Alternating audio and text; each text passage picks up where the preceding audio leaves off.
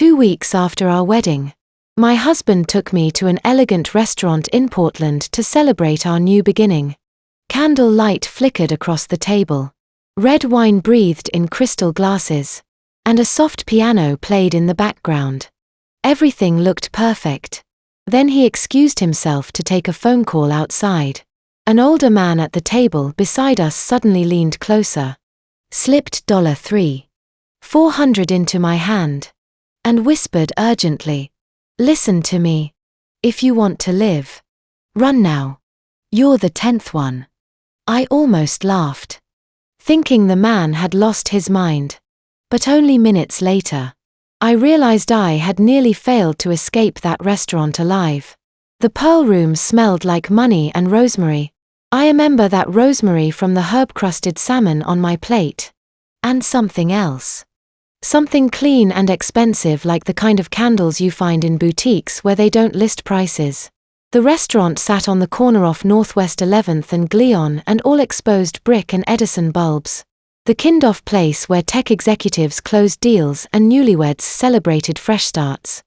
We were the latter. 2 weeks married. 14 days since I'd signed my name beside Donovan Ashford's at the Multnomah County Courthouse. Wearing Acram dress I'd bought on sale at Nordstrom Rack and holding a bouquet of farmers market dollars.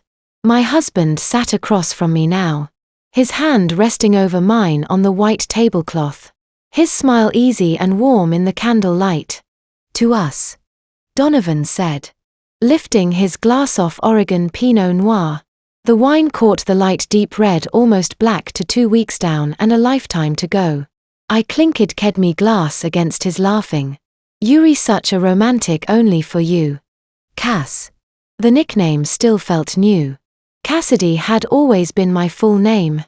My father used to say it was strong, that it suited an architect. I'd carried that name through undergrad at Portland State, through 7 years building my little studio on Morrison Street. Through the loneliness after Mom died in 2019 and I realized I had no one left. Then Donovan appeared at an art gallery opening last October. All charm and sharp jawline and questions about my work, and suddenly Cassidy became Cass and Lonely became married. I was 34. He was 42. People said we moved fast, 10 months from first date to wedding. But when you know, you know. That's what everyone says. Right. The server refilled our water glasses. A pianist in the corner played something soft and jazzy. Rain tapped against the windows, turning downtown Portland into a blur of neon and headlights. August in Oregon meant the tail end of summer. That brief stretch before fall came early, and the clouds settled in for 9 months. Tonight was warm, almost 70°, and I'd worn the green dress Donovan liked. Everything felt perfect. Then his phone buzzed. Donovan glanced at the screen, his smile faltering for just a second. Barely a flicker. But I caught it. "Work thing," he said, standing. "Give me 2 minutes. Honey. Order dessert if you want." He kissed the top off my head and walked toward the back hallway pressed to his ear. I watched him go. That small nod of unease it felt a few times before, tightening in me stomach. He worked in real estate investment. He'd told me private deals, high net worth clients, the kind of work that required discretion. I didn't ask too many questions. I didn't want to seem paranoid. I reached for my wine. That's when the man at the next table leaned toward me. He was older. Late 60s. Maybe 70. With silver hair and a weathered face. The kind of face that had seen too much sun or too much grief. Or both. He wore a flannel shirt under a canvas jacket. The kind you'd find at a thrift shop or in the back of someone's closet for 20 years. His hands were shaking. He said quietly. His voice cracked. "I need you to listen very carefully." I froze. My fingers tightened around the stem of my wineglass. The man slid a white envelope across the gap between our tables. It was thick, wrinkled, held together with a rubber band. "Take this," Hugh whispered. "It's $3,400. It's everything I have left. I stared at him. I don't understand. Your husband, he interrupted. And his eyes were wet, now filled with something that looked like desperation and rage and unbearable sadness all at once. The man you just toasted. Donovan Ashford. Heckled my daughter. The restaurant noise. The piano. The laughter. The clinking glasses seemed to collapse into static. I couldn't breathe. What are you 3 years ago? The man continued faster. Now his voice barely above or whisper. Her name was Natalie. Natalie Fletcher. She was 26. She married him. 3 months later they found her body in the Willamette River. They called it an accident. He leaned closer and I could smell coffee and rain on his jacket. It wasn't. My heart hammered against my ribs. You're insane. Yuri number 10. He said. And his voice broke. There were 8 before Natalie. Anthea's been 1 since. You're the 10th woman he's targeted. I've been following him for months. Waiting for the right moment to warn you. Tonight. When I saw you walk in. I knew I couldn't wait any longer. I shook my head. Pushing back from the table. This is crazy. You don't know what you're talking about. He's going to take everything from you. The man said. Urgent now. Gripping the edgy off the table like it was the only thing keeping him upright. Your loft. Your business. Your savings. And then I'll make sure you disappear just like Natalie did. Just like the others did. You have maybe hours. Maybe less. I glanced toward the back hallway. Donovan was still on the phone. His back to the dining room. One hand gesturing as he spoke. The man pressed the envelope into me hand. My name is Warren Fletcher. I was a private investigator for 30 years before his mother destroyed my license. I've spent everything I had trying to stop him. This money. It's all I can give you. Take it. Run tonight. Right now. Run where? I heard myself say. Andy hated how small my voice sounded. Out the restroom window. Warren said. It faces the alley. Go now before he comes back. Get out of Portland if you can. Don't go home. Don't call anyone Henos. Just disappear. I looked at the envelope in my lap. $3,400. A stranger's life savings. Why should I believe you? I whispered. Warren's face crumpled. Because my daughter didn't. Before I could respond. Before I could process any of it. The fire alarm exploded into sound.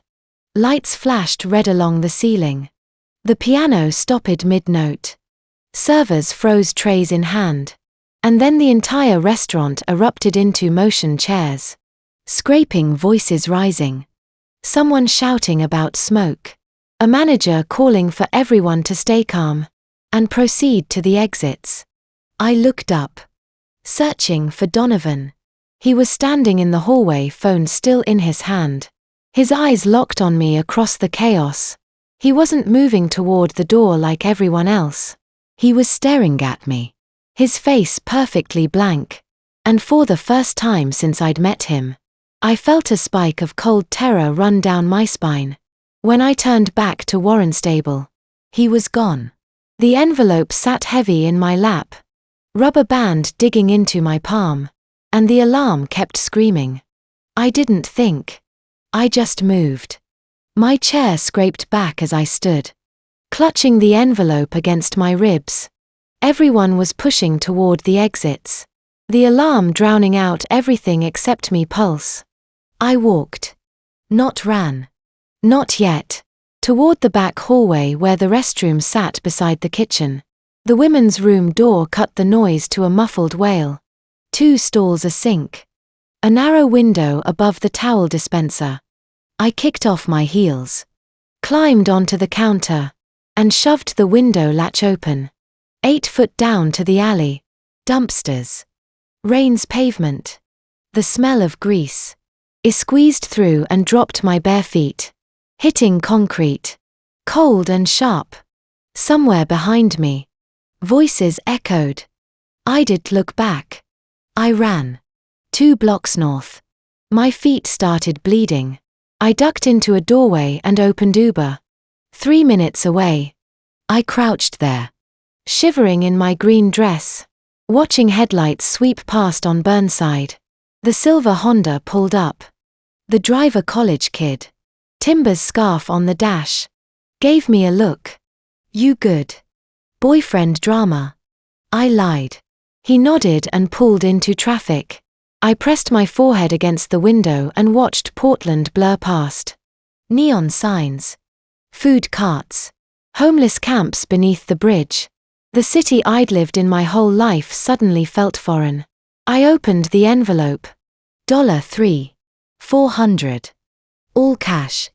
20s. 10s. Crumpled 5s. The bills smelled like old leather and tobacco. I counted twice. The number didn't change. Everything I have left, Warren had said. I thought about his face. The grief carved into every line. The way his voice cracked when he said, "My daughter." I thought about Donovan's hand over mine at the table. The candlelight catching on his wedding ring.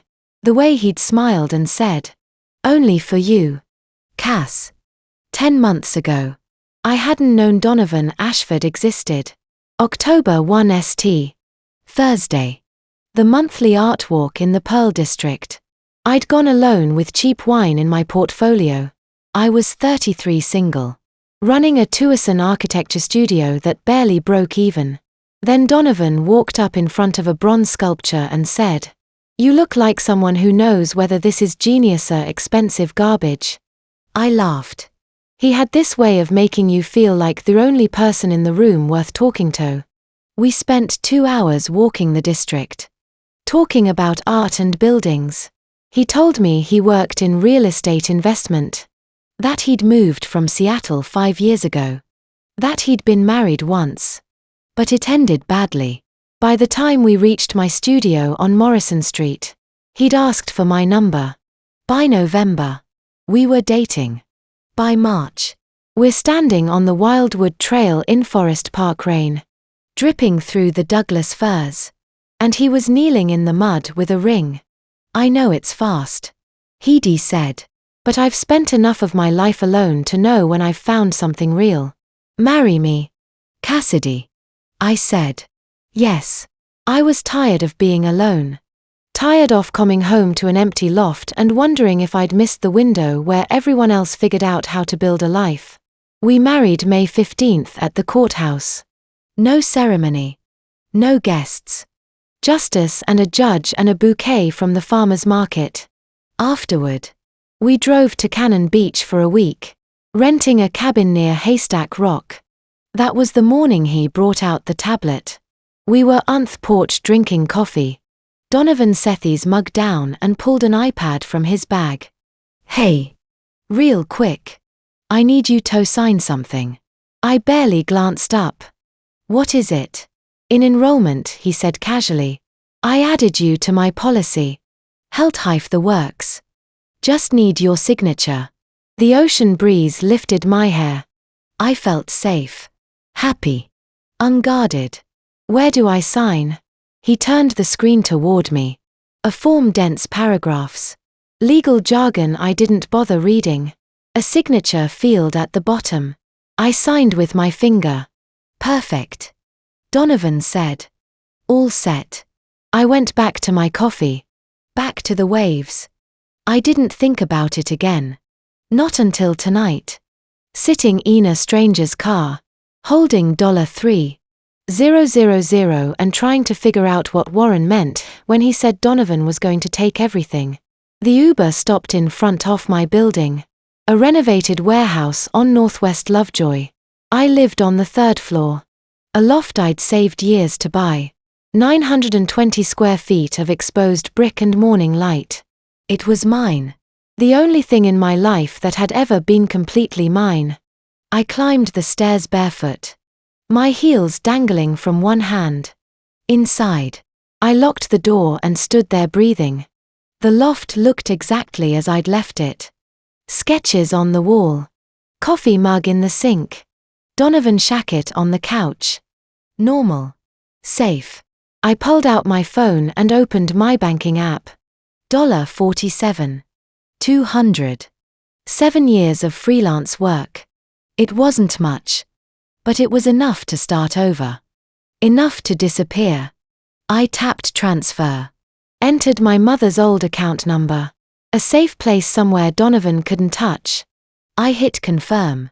The screen flickered. Transfer failed. Account restricted.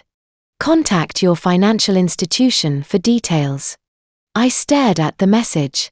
I tried again. Same error. Again. Same. My hands went cold. I called the bank's 24-hour line, navigating the automated menu. Finally, a representative picked up. I need to know why my account is restricted. Keys clicking. A pause. Your account was flagged today for suspicious activity and placed under a temporary hold at the request of a joint account holder. I didn't have a joint account holder. More clicking. According to our records, you authorized joint access and power of attorney on May 20th.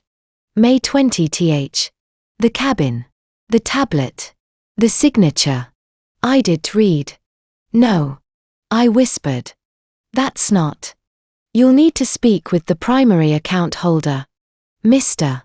Donovan Ashford, or visit a branch during business hours. The line went dead. I stood there. Phone pressed to my ear. The silence louder than the fire alarm had been. Warren's voice echoed in my head. He's going to take everything from you. The loft suddenly felt smaller. The walls closer. I looked at Donovan Shackett draped over the couch. The jacket I'd hung there this morning. Thinking it was sweet that he left pieces of himself in my space. Now it looked like a claim.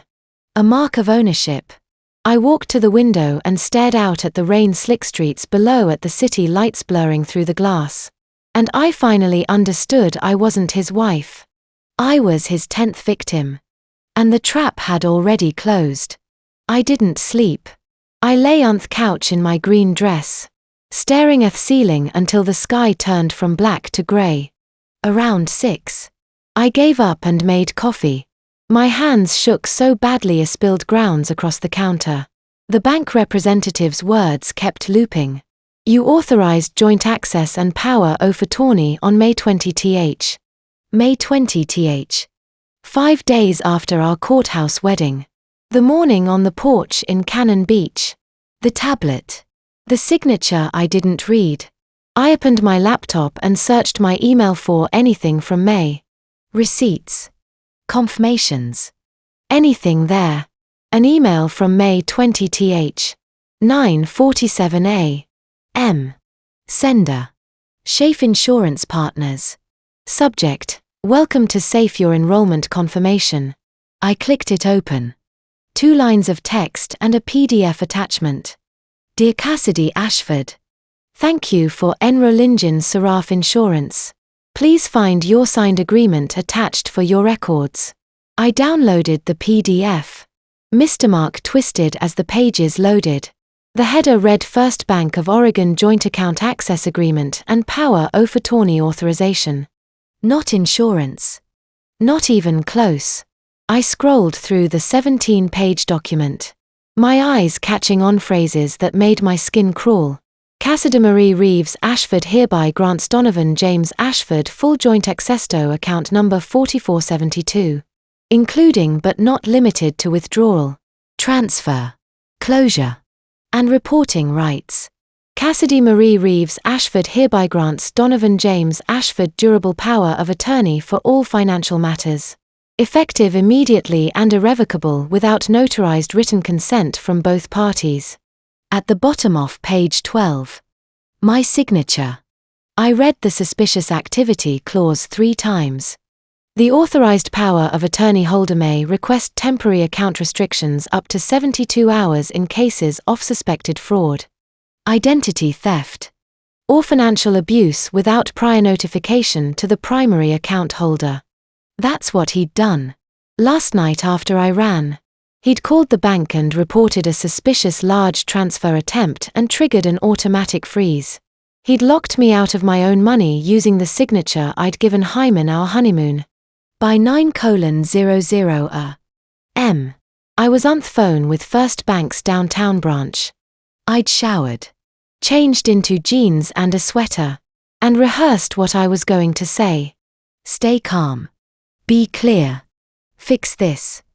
The branch manager, a woman named Helen, listened while I explained. I didn't know what I was signing. My husband told me it was insurance. I need the power of attorney revoked. I understand. Mrs.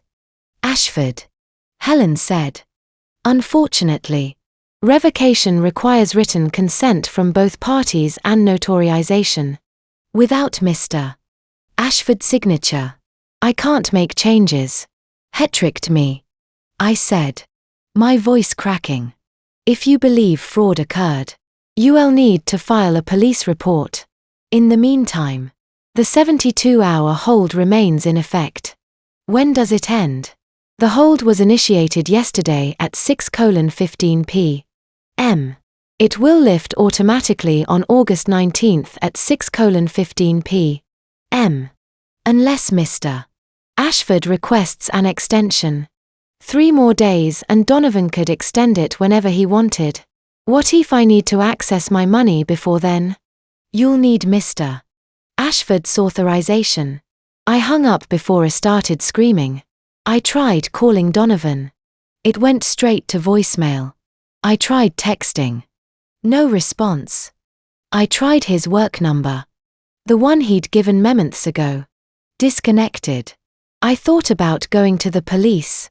But what would I say? My husband tricked me into signing a legal document. I was an architect. I signed contracts for a living. Any cop would take one look at that PDF and tell me I should have read what I was signing. Warren's words came back. He's going to take everything from you. I spent the rest of the day at my studio on Morrison Street trying toe work. My business partner, Trevor, was out meeting a client. So I had the Spacito myself. I sat at my drafting table staring at blueprints I couldn't focus on and tried to figure out what Donovan's next move would be. The money was frozen. But I still had the loft. I still had my half of the studio. Those were mine, bought before I ever met him. Titled in my name alone. Weren't they? My phone buzzed. A text from an unknown number. Go home. Cassidy. We need to talk. D. I stared at the message. I needed answers. I needed to look him in the eye and hear him explain what he thought he was doing. I locked up the studio and drove home. By the time I pulled onto Northwest Lovejoy, it was 5:30. The street was quiet. Just a few people. Walking dogs. A delivery truck idling at the corner. I climbed the stairs to the 3rd floor. My keys already in my hand. I slid the key into the lock. It didn't turn. I tried again. Jiggling the handle. Nothing. I pulled the key out and checked it. Same key I'd used 1,000 times, the one with the blue rubber grip from Home Depot. I tried again. Still nothing. A door opened down the hall. A woman stepped out, mid-30s, blonde, wearing yoga pants and holding a coffee mug. I'd never seen her before. Can I help you? She asked. Her tone polite but wary. I live here, I said. 3rd floor. Unit C. She frowned. I don't think so. I'm in Unit C. I just moved in this afternoon. What? I signed the lease this morning. She said. The landlord met me here at 4:00 and gave me the keys. I stared at her at the door that used to be mine. Ath key in my hand that no longer worked. That's my apartment, I whispered. She took a step back. Look, I don't know what's going on, but I have the paperwork. If you have a problem, you need to call the landlord. She closed the door. I heard the lock click. I stood there in the hallway, my key still raised, and the truth settled over me like ice water. He'd taken the loft. While I was at the studio trying to figure out how to survive, Donovan had taken my home. I knocked again, harder this time. My knuckles stung against the wood. But I didn't care. This was my door. My apartment. My lock. The woman. Emily. She'd said. Opened the door wider. No longer polite. She'd traded the coffee mug for a phone held up like a weapon. Look. I already told you I live here now. If you don't leave, I'm calling the cops. Call them. I said. My voice came out steadier than I felt. Please call them right now. She blinked. Surprised. Then she dialed. I stepped back and pulled out my own phone. Scrolling for my landlord's number. Gerald Marsh. I've been renting from him for 6 years. Paid on time every month. Never caused problems. He'd know this was a mistake. The call went straight to a recorded message. The number you have dialed is no longer in service. I tried again. Same message. My stomach dropped. Emily was talking to a 911 dispatcher now. Her voice clipped and nervous. Yes. There's a woman trying to break into my apartment. 3rd floor. 920 Northwest Lovejoy Unit C. No. She's not violent. But she won't leave. I wanted to scream. Instead, I opened my email and searched for anything from Gerald. Lease renewal notices. Maintenance requests. Anything. Nothing recent. The last email was from March. A rent increase notice sent from an address that now bounced back as undeliverable. 10 minutes later, 2 Portland police officers arrived. One was a middle-aged man with a name tag that read Martinez. The other was younger. A woman named Parker. Emily met them at the door holding a manila folder. I stood in the hallway. My arms wrapped around myself. Trying not to look like a crazy person. Martinez said. Turning to me. What's going on here? This is my apartment. I said. I've lived here for 6 years. I came home and my key didn't work. And I gestured at Emily. She says she just moved in. But that's impossible. Martinez looked at Emily. You have documentation? Emily handed him the folder. I signed the lease this morning. The landlord met me here at 4 o'clock and gave me the keys. I have the signed agreement. The key receipt. And Thilark Smith permit. Martinez flipped through the pages. Park leaned over his shoulder reading. This lease is notarized. Martinez said. Signed yesterday. August 15th. At 400 p.m. That's impossible. I said. I was at my studio yesterday afternoon. I didn't sign anything. The landlord signed it. Emily said. Not her. It's his property. He can lease it to whoever he wants. Gerald Marsh is my landlord. I said. Call him. He'll tell you. The landlord listed here is Morrison Property Management LLC. Martinez said. Owner listed as Pamela Ashford. Authorized agent for rental transactions. The name hit me like a fist. Pamela Ashford. Donovan's mother. Let me see that. I said. Reaching for the folder. Martinez pulled it back. I need you to calm down. I am calm. I said. Though my voice was shaking. That woman. Pamela Ashford. She's my husband's mother. Thesis fraud. She doesn't own this building. According to county records. Park said. Tapping her phone. Morrison Property Management LLC filed ownership transfer paperwork for this address on August 10th. Notarized and recorded. August 10th. 5 days before the lease Emily was holding. 5 days after Donovan and I got married. That's fake. I whispered. It has to be fake. Martinez handed the folder back to Emily. This is a civil matter. You'll need to contact a lawyer and dispute the ownership transfer through the courts.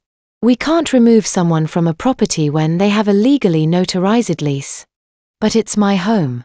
If you believe fraud occurred, you can file a report at station. Park said, her tone softer. But right now she has documentation and you don't. I'm sorry. They left. Just like that.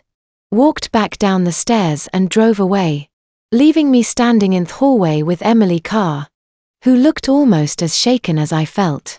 I didn't know. Emily said quietly. I swear I didn't know any of this. I just saw Thed on Craigslist. It seemed legitimate. I turned to her. When did you see Thed?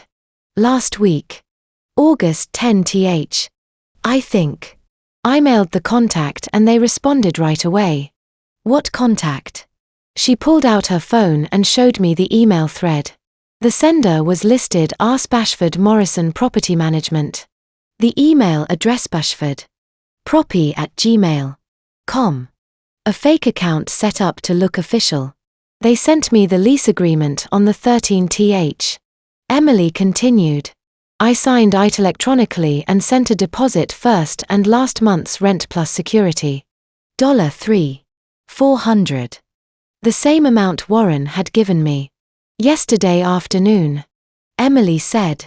I got our text saying the keys were ready. I met someone here at 4. A woman older. Really professional. She handed me the keys and said the locksmith was on his way. He showed up 20 minutes later and changed the lock. What did the woman look like? Emily thought for a moment. 60-some. Grey hair in a bun. Expensive clothes.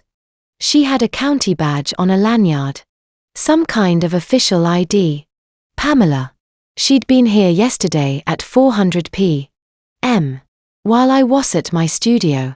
She'd handed Emily my keys, changed my locks, and erased me from my own home. And she'd done it legally with notarized documents and permits and paperwork that would take months to fight in court if I could even afford a lawyer. I'm sorry. Emily said again. She looked like she meant it. I didn't know I was part of something like this. I nodded, too numb to speak. She closed the door gently this time. I stood there in the hallway staring at the lock that used to be mine and tried to figure out where I was supposed to go.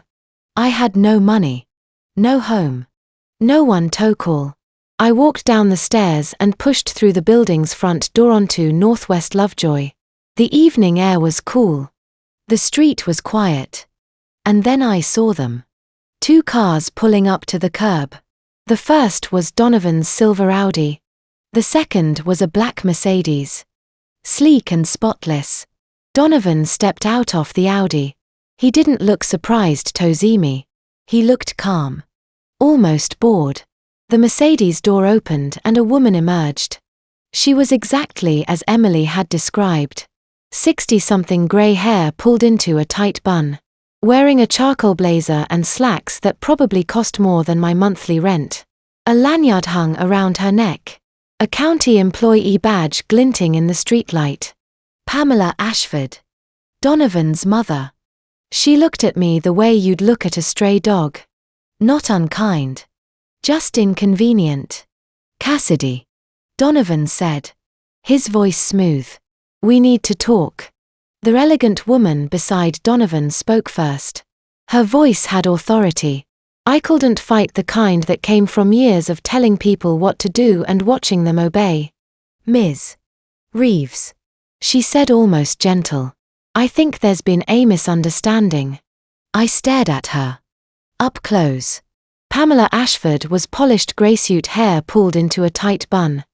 Lanyard around her neck held a laminated badge. Multnomah County Deputy Director. Real Estate and Records Division. She pulled an iPad from her leather bag and turned it toward me. You signed the property transfer deed on August 8th. Pamela said calmly. This loft now belongs to my son. I looked at the screen. It was a PDF with a county seal. At the top. Quit claim deed. Multnomah County. Oregon. My name was listed under GRTOR. Donovan's under grantee. The property description matched my loft 920 Northwest Lovejoy Street, Unit C. Portland, Oregon 97209. The consideration line read transfer of property valued at $680,000 in exchange for $1 and other valuable consideration. $1. I'd signed away me home for $1. At the bottom, my signature looped and hasty captured in digital ink. Beside it, a notary seal. Date August 8th, 2024. Time 8:47 p.m. That's not my voice cracked. I didn't sign that. Pamela zoomed in on the signature. It's your handwriting. Ms. Reeves. Notarized by a licensed Oregon notary. The document was filed with the county on August 9th. It's legally binding. It'ried to think. August 8th. What had I been doing? The memory surfaced slowly. It was a Thursday. Donovan and I had cooked dinner together. We'd sat on the couch afterward talking about nothing. I'd been tired. Happy. He'd reached for his tablet. Said something about needing me signature for the water bill autopays tup. The building had switched to a new system. He'd explained joint accounts for married tenants. Just a formality. I'd barely looked at the screen. I was halfway through my second glass of wine. Warm and sleepy and trusting. Right here, he'd said, pointing to a signature line I'd signed with my finger. Sloppy. Quick. Perfect. He'd murmured, kissing the top of my head. All set. I hadn't thought about it again. Now I understood. The table hadn't been for a water bill. It had been for this a quick claim deed transferring my loft into Donovan's name. And I'd signed it without reading a single word. You tricked me. I whispered. You signed a legal document. Pamela corrected. Whether you read it or not is irrelevant. The county has the original on file. The notary confirmed your identity. There's no dispute here. The property is Donovan's. Neighbors began to appear. Doors opened. Windows cracked. People watched. Pamela's voice rose slightly. Just enough to carry. I understand this is difficult for you. But the county takes property fraud very seriously. You attempted to contest a legal transfer by claiming you still owned this unit. That's a serious accusation. I do own it. I said louder. I bought it 6 years ago. My name is on the original deed. Was on the original deed. Pamela interrupted smoothly. Until you transferred it to your husband on August 8th. I have the documentation right here. She tapped the iPad. Filed and recorded. Public record. More neighbors now watching. Listening. Pamela turned slightly, addressing them as much as me. Ms. Reeves is understandably upset. Marital property disputes can be very emotional. But I want to assure everyone that the county has thoroughly reviewed the paperwork. This is a legal matter and it's been handled appropriately. She made it sound so reasonable. Superficial. Like I was the problem. Like I was the one causing a scene. You're lying. I said. My voice shaking. You forged that notary seal. You and Donovan planned this. The notary is a licensed professional with 20 years of experience. Pamela said. If you're accusing her of fraud, you'll need to file a formal complaint with the state. But I warn you. Making false accusations against a public servant is a crime in Oregon. The neighbors were watching Menno. Some curious. Some uncomfortable. One man shook his head and went back inside. I looked at Donovan. He'd been silent this whole time, standing beside his mother with his hands in his pockets. Expression unreadable. Tell them the truth. I said. Tell them you lied to me. He tilted his head. Almost sad. Cassidy. You're not well. You've been under a lot of stress lately. Don't. I hissed. And I think you need help. He glanced at Pamela. We both think that. Pamela nodded sympathetic. There are resources available. Ms. Reeves. Counseling support groups. I can give you some referrals. I couldn't breathe. The street was closing in, the neighbor's eyes pressing down on me. Pamela's voice wrapping around my throat like a noose. Donovan stepped closer, lowering his voice so only I could hear. You have nowhere to go now. Cassidy. Nominee. No home. No one who believes you. His tone was almost gentle. Come home with me. Stop fighting. I'll take care of you. Something inside me snapped. I turned and ran. I didn't look back. Just ran. Lungs burning. Vision blurring. I heard Donovan call my name once. But he didn't follow. I didn't stop until I raked a bus stop on Couch Street. 3 blocks away. I collapsed onto the bench. My hands were shaking. My chest hurt. My phone buzzed in my pocket. I pulled it out. Expecting Donovan. Expecting some new threat. But the number was unfamiliar. The message was short. Meet me at Powell's Books. 900 p.m. Booth 14. Don't go anywhere else. Trust no one. Warren. I stared at the screen trying to catch my breath. It was 6:15. I had 2 hours and 45 minutes. I had nowhere else to go. Powell's book smelled like old paper and coffee. I pushed through the front entrance on Burnside just before 9. The bells above the door chiming softly. The store was still busy. Students bent over textbooks in the cafe. Tourists browsing the new releases. A clerk reshelving books in the poetry section. 3 floors off floor to ceiling shelves. Color code rooms. Narrow staircases winding up and down. It was the kind of place you could disappear into. I needed to disappear. I climbed the stairs to the gold room on the 2nd floor, past fiction and travel guides toward the back corner where the reading booth sat tucked between the stacks. Booth 14 was the farthest one. A wooden bench worn smooth by decades of readers. A small lamp casting warm light over the spines of forgotten classics. Warren Fletcher was already there. He looked worse than he had at the restaurant. His flannel shirt was wrinkled. His canvas jacket smudged with something dark, mud maybe. Or grease. His hair was uncombed. His face pale and drawn. But it was his hands that caught my attention. They were resting on the table in front of him. Fingers laced together. And they wouldn't stop shaking. M. Reeves hesitated quietly. He didn't stand. Just looked at me with eyes that had seen too much and understood even more. I slid into the booth across from him. You said to trust no one. So why should it trust you? Because I'm the only person left who's telling you the truth. His voice was like he'd been screaming and only just stopped. And because I failed me daughter. I won't fail you. I folded my arms. Tell me about her. Warren took a breath. It came out shaky. Her name was Natalie Fletcher. She was 26. Smart. Funny. She worked as a marketing coordinator for a tech startup. Downtown. One of those companies that makes apps nobody really needs. But everyone downloads anyway. He smiled faintly like the memory hurt. She met Donovan at a networking event in August of 2021.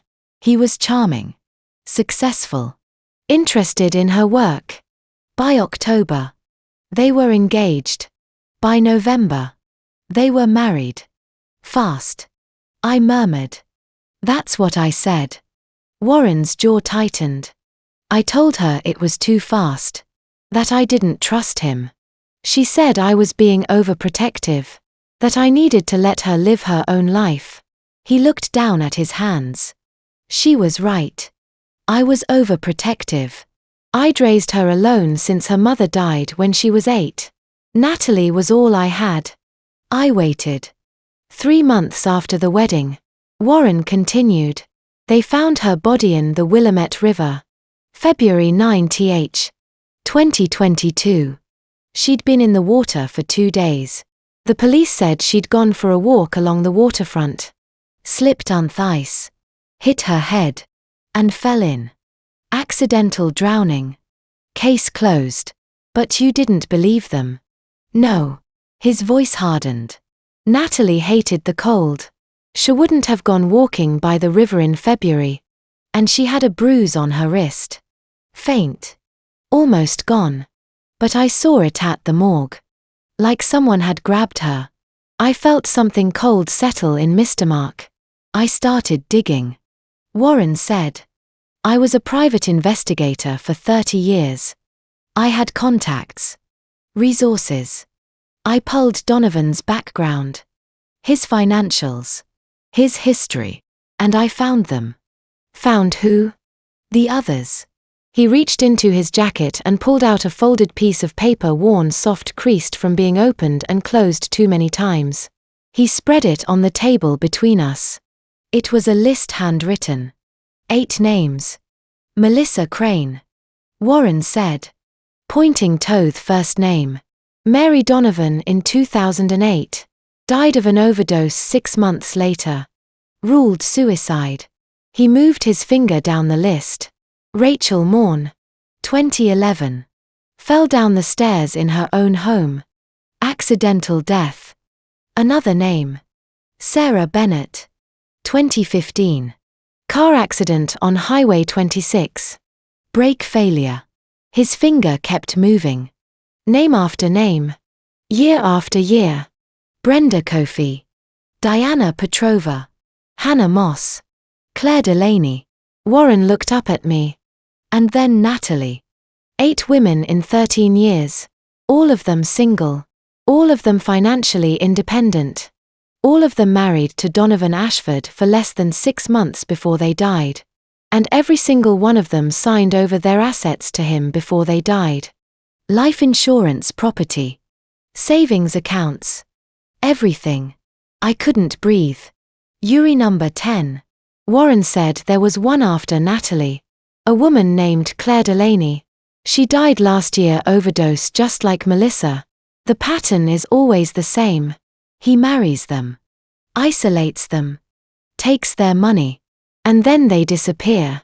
Why hasn't anyone stopped him? I whispered. I tried. Warren's voice cracked. I went to the FBI in the spring of 2022. Gave them everything I had. The list. The financial records. The death certificates.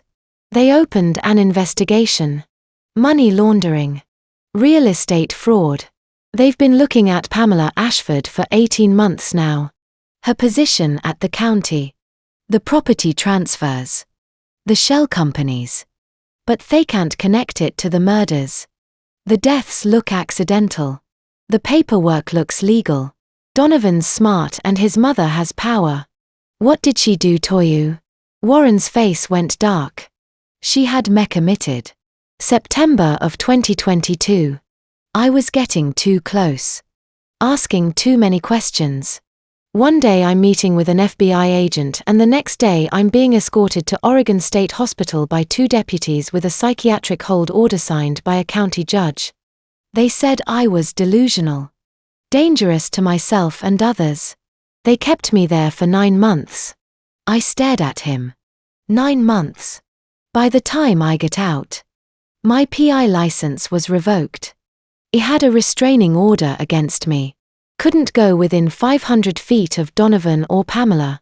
Couldn't contact the FBI. Couldn't do anything except watch. His hands tightened into fists. And then I saw you at the restaurant sitting across from him. Smiling. Holding his hand. And he knew. I knew you were next. Why didn't you just call the police? Because they won't believe you. Warren said. Not until it's too late. You sign those documents. Cassidy. The bank account. The deed. It's all legal. And when you re-dead, it'll all go to him. Just like it did for the others. I felt dizzy. The bookstore around us. The warm light. The quiet hum of voices felt unreal. Like I was watching myself from somewhere far away. What do? I asked. Warren leaned forward. We get proof. Real proof. The kind the FBI can't ignore. How Pamela keeps records. He said. She's too careful not to. There's a safe in her office at the county building. I've been watching her for months. I know the layout. I know the security schedule. But I can't get in. Not with the restraining order. If I am caught within 500 feet of her, I go back to the hospital. He looked at me. His eyes fierce now. But you can. I shook my head. I can't break into a government building. You're victim number 10. Cassidy. Warren interrupted. If we don't act, you'll be dead within a week. And then he'll find number 11 and 12. And it'll never stop. The words hung in the air between us. What's in the safe? I asked. Everything. Warren said. The ledger. The contracts. Proof of every woman he's killed. Proof Pamela has been helping him. I closed my eyes. Thought about my empty bank account. Mistlan home. Donovan's voice in my ear. You have nowhere to go. Warren was right. I had two choices. Run and let the next woman die or fight. I opened my eyes. Tell me the plan. We left Powell's through the side exit on 10th Avenue. The street was quieter here. Away from Burnside's late-night traffic. Warren walked with his hands in his pockets. His shoulders hunched like a man who'd learned to make himself small. I followed a step behind, my mind still spinning. Tell me the plan. I'd said it. Committed to it. But I had no idea what I was agreeing to. There's a coffee shop 2 blocks over. Warren said. Case study open till midnight. We can talk there. I nodded, too numb to argue. The cafe was tucked into a narrow storefront between a vintage clothing shop and a closed barber shop. Inside it was all exposed brick and mismatched furniture. The Kindoff place Portland did better than anywhere else. A barista with a shaved head and sleeve tattoos glanced up from behind the counter. Nodded at Warren like he was a regular. And went back to wiping down the espresso machine. We took a table in the back corner. Warren ordered 2 black coffees. I didn't drink mine. He pulled a laptop from his canvas bag. An old Dell battered and covered in stickers from long-defunct tech companies. He opened it. Typed in a password. And turned the screen toward me. I need to show you something first, he said. The screen displayed a scanned photograph. Faded. Crease. The colors washed out the way old photos get. 2 men stood in front of a brick building. Arms slung over each other's shoulders. Grinning.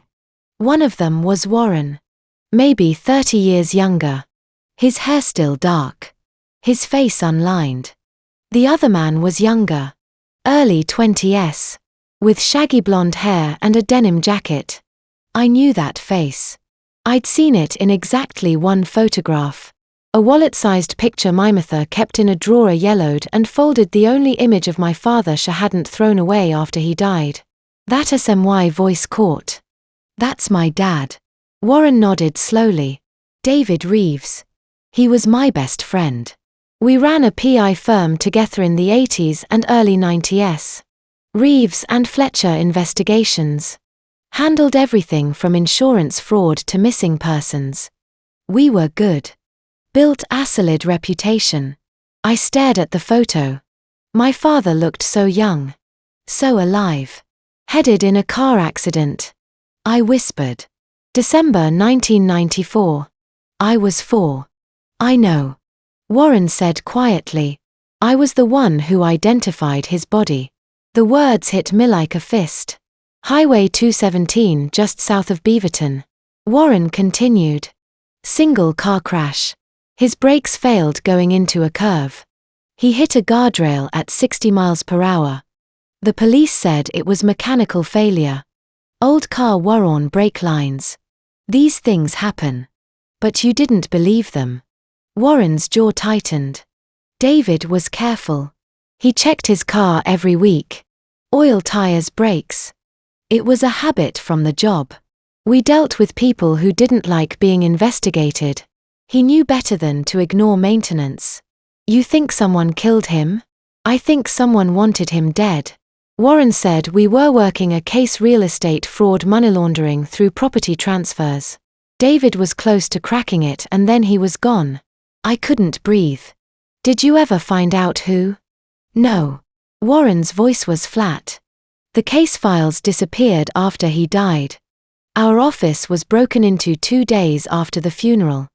They took the hard drives. The paper files. Everything. I tried to keep investigating. But without the evidence, I had nothing. And your mother? He paused. She wanted nothing to do with me. She blamed me for getting David involved in dangerous work. She took you and moved to Seattle a month later. I tried to keep track of you over the years. But she made it clear I wasn't welcome. I felt something crack inside him. She never told me any of this. She was protecting you. Warren said. Or trying to. She didn't want you growing up in the shadow of your father's death. I thought about my mother. Quiet, guarded. Always working 2 jobs to keep us afloat. She died of cancer 5 years ago. And I'd been alone ever since. No siblings. No extended family. Just mention. He looked down at his hands. I failed. Natalie. I won't fail you. Tears blurred me vision. I wiped them away with the heel of my hand. How do we do this? Warren pulled up another file on the laptop of floor plan. Multnomah County Building. 501 Southeast Hawthorne Boulevard. 5 floors. Pamela Ashford's office is on the 5th floor. Room 512. I worked a case there in 2022 before they committed me. I know the layout. He zoomed in on the 5th floor. Room 512 was marked in red. Security is minimal. Warren said. 1 guard on the ground floor from 11:00 p.m. to 6:00 m. Cameras cover floors 1 through 3. But floors 4 and 5 don't have coverage budget cuts from last year. The guard does a floor check every 2 hours. But usually just walks the stairwells and leaves. If we time it right, we'll have a 30-minute window. What about alarms? Pamela's office has a keypad lock. I didn't have the code. But I know someone who can get us in. Who? Her assistant. Woman named Jenna Wilder. She works for Pamela during the day. But she's been skimming documents for me for the past 6 months. She doesn't know what they refer. But she knows Pamela is dirty. She gave me the building access code and the location of the safe. I stared at him. You've been planning this for 6 months. Longer. Warren said. But I needed the right moment. The right person. Someone Pamela wouldn't suspect. Someone who could walk into that building without triggering alarms. Me. You. I looked at the floor plan at red mark over room 512 and tried to imagine myself breaking into a government building in the middle of the night. It felt insane. Impossible. But so did everything else that had happened in the past 24 hours. What's in the safe? I asked. A ledger. Warren said Pamela keeps records of every transaction. Every property transfer. Every woman Donovan married. She's meticulous. Paranoid. She doesn't trust digital records. Too easy to hack. Too easy to trace. Everything's on paper. Locked in a fireproof safe. Model ZX940. High security combination lock. Do you know the combination? Jenna got me the first 2 digits. The rest we'll have to figure out on site. I closed my eyes. This was real. This was happening. When all I asked. Tomorrow night. August 17th. The guard on duty is a guy named Ramirez. He's lazy. Takes long smoke breaks. We'll go in at 11:30 after his first floor check. We'll have until 1:00 a.m. at the latest. I nodded slowly. Okay. Warren closed the laptop. There's one more thing. I looked up. Your business partner. Warren said. Trevor H. Halstead. I've been watching Donovan's patterns. He doesn't just target wives. Sometimes he targets their business partners. People with joint assets. Your studio is worth what? $500,000. Trevor owns 50%. I said. $425. 000 exactly. Warren said. If you're dead, your half goes to Donovan as your spouse. And if Trevor is dead or incapacitated, his half becomes contestable. Donovan could claim mismanagement, force a buyout, take the whole company. My stomach dropped. You think Trevor is next? I think Donovan is already positioning him. Warren said. Has Trevor been acting strange lately, distant, paranoid? I thought about Trevor's voice on the phone earlier. Cold. Dismissive. Donovan showed me proof you embezzled $200,000. 000. He thinks I stole from the company. I whispered. Warren's face darkened. That's how it starts. Donovan plants evidence. Manipulates the narrative. Isolates the target. By the time Trevor realizes what's happening, it'll be too late. We have to warn him tonight. Warren said. Before Donovan makes his next move. I stood, my legs shaky. Let's go. We walked back toward Warren's car. A rusted Subaru parked 2 blocks from the cafe. The streets were nearly empty. Just a few stragglers leaving bars. The city felt hollow. I pulled out my phone and stared at Trevor's contact. Do it. Warren said quietly before Donovan gets to him first. I pressed call. 3 rings. Then Trevor's voice clipped and cold. Cassidy. Trevor. I need you, Tolliston. I don't think that's a good idea. I stopped walking. Please. Just 5 minutes. I know what Donovan told you. He showed you something. Some kind-of proof that I stole money. But it's fake, Trevor. He forged it. Just like he forged the deed to my loft. Just like he forged the bank documents. Cassidy. Stop. His voice was hard. I don't know what you're going through. I don't know if this is a breakdown or if you and Donovan are having marital problems. But I can't be in the middle of it. This isn't a breakdown. I said. My voice rising. Donovan is stealing from both of us. He's been planning this for months. He married me to get access to my assets and now he's going after the studio. The bank sent me a report this afternoon. Trevor interrupted. A wire transfer. $200,000. 000 from our operating account to an offshore account in the Cayman Islands. Authorized by you. Your signature is on the transfer form. My stomach dropped. Ineva authorized that. It's dated August 14th. 2 days ago. The bank confirmed the money is gone. August 14th. 2 days before Warren warned me. Trevor. I did sign anything.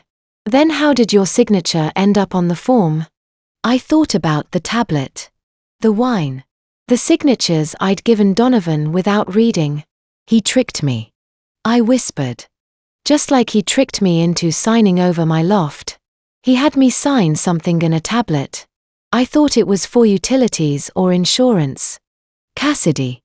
Listento yourself. Trevor's voice softened. But not kindly. The way you talk to someone you think is losing their mind. You're saying your husband tricked you into signing away $200,000. 000. Yes. And your loft. Yes. And what your bank account? 2. Yes. I was shouting now. He forged a power of attorney. He froze my savings. He convinced Samia Neto move into my apartment with a fake lease. His mother works for the county. She helped him forge all the documents. Trevor.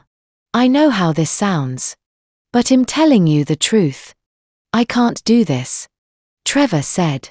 I'm meeting with our lawyer tomorrow morning. If you want to contest the transfer, You'll need your own counsel. But until this is sorted out, I don't want you coming to the office. I've already changed the access codes. Trevor. I'm sorry. Cassidy. I am. But I have to protect the business. The line went dead. I stood there. Phone still pressed to my ear. Warren gently took the phone from my hand. He didn't believe you. No. Donovan got to him first. Warren said showed him the forged report. Planted the story. By the time you called, Trevor's mind was made up. That's how Donovan works. He isolates you. Turns your allies against you. Destroys your credibility.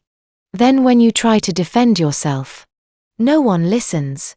He's going to take the studio. I said numbly. Warren nodded. Unless we stop him. I tried calling Trevor again. Voicemail.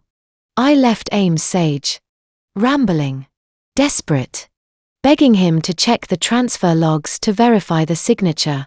Begging him to trust me. I knew he wouldn't listen. We should go to the studio. I said. Tonight. I need the financial records prove the transfer was fake. Too dangerous. Warren said. If Donovan's watching you. And I guarantee he is. He'll know the studio is the next place you'd go. Then what do I do? My voice cracked. I've lost everything. My money. My home. My business partner thinks I'm a thief. You have the truth. Warren said. And tomorrow night. We're going to prove it. My phone buzzed. A text from an unknown number. Cassidy. I believe you. Meet me at the studio at 11 p.m. I have something for you. Jenna. I stared at the message. Who's Jenna? Warren asked. My assistant. I said slowly. She works at the studio drafting client emails. File management. She's been with us for 2 years. Do you trust her? I thought about Jenna. Quiet. Competent. Always early. I don't know. But she's the only person who's offered to help me. Warren frowned. It could be a trap. Or she actually believes me. Why would she? Because maybe she saw something or heard something. Warren looked skeptical. Or maybe Donovan told her to lure you there. I looked at the text again. 11 p.m. 10 minutes from now. I have to go. I said. If there's even a chance. Then I'm coming with you. I shook my head. If it is a trap. I don't want both of us caught. You need to stay free. You're the only person who knows the whole story. Warren's jaw tightened. Finally. He nodded. I'll be parked outside. If you're not out in 30 minutes. I'm calling the police. He handed me pepper spray just in case. We drove in silence to the studio. Warren parked half a block away. I climbed out and walked toward the building. Morrison Architecture sat on the ground floor Ourh converted warehouse on Southeast Morrison. The windows were dark. I unlocked the front door with my spare key. Trevor hadn't thought to take that one. Inside the studio was quiet. Lit only by exit signs. Jenna. I called softly. No answer. I walked deeper past the drafting tables toward the back office. A light was on. Jenna Wilder sat at the desk, laptop open. She looked up, 29, dark hair in a ponytail, tired eyes behind wire-rimmed glasses. Cassidy, she said. I was hoping you'd come. She stood and pulled something from her bag. A small brass key. I overheard Pamela Ashford on the phone yesterday. Jenna said she was talking to someone. Your husband. I think. She said. The evidence is in locker 47. Only you and Ino. I didn't understand what it meant. But after what happened today, Trevor accusing you, the embezzlement rumors, I started putting things together. She held out the key. I copied this from Pamela's purse when she came to the office last week. I don't know what it opens. But I think you need it more than she does. I took the key. My hands shaking. Why are you helping me? Jenna's expression hardened. Because I've seen what people like Pamela Ashford do. My sister lost everything to a man like Donovan. By the time we figured out what was happening, it was too late. She looked me in the eye. Don't let it be too late for you. I closed my fingers around the key. Thank you. Jenna nodded. Be careful. Cassidy. These people don't stop until you're gone. She grabbed her bag and left. I stood alone in the office. The key warm in my palm. And realized I'd just been handed the way in. Warren's Subaru idle that the curb headlights cutting through the dark. I climbed in the brass key clutched in my fist and pulled the door shut. What did she give you? Warren asked. I opened my hand. The key glinted under the dome light. Locker 47. County building basement. Pamela's private storage. The code is 0826. Warren stared. How did she get this? She overheard Pamela on the phone. I said. Pamela told Donovan the evidence was in locker 47.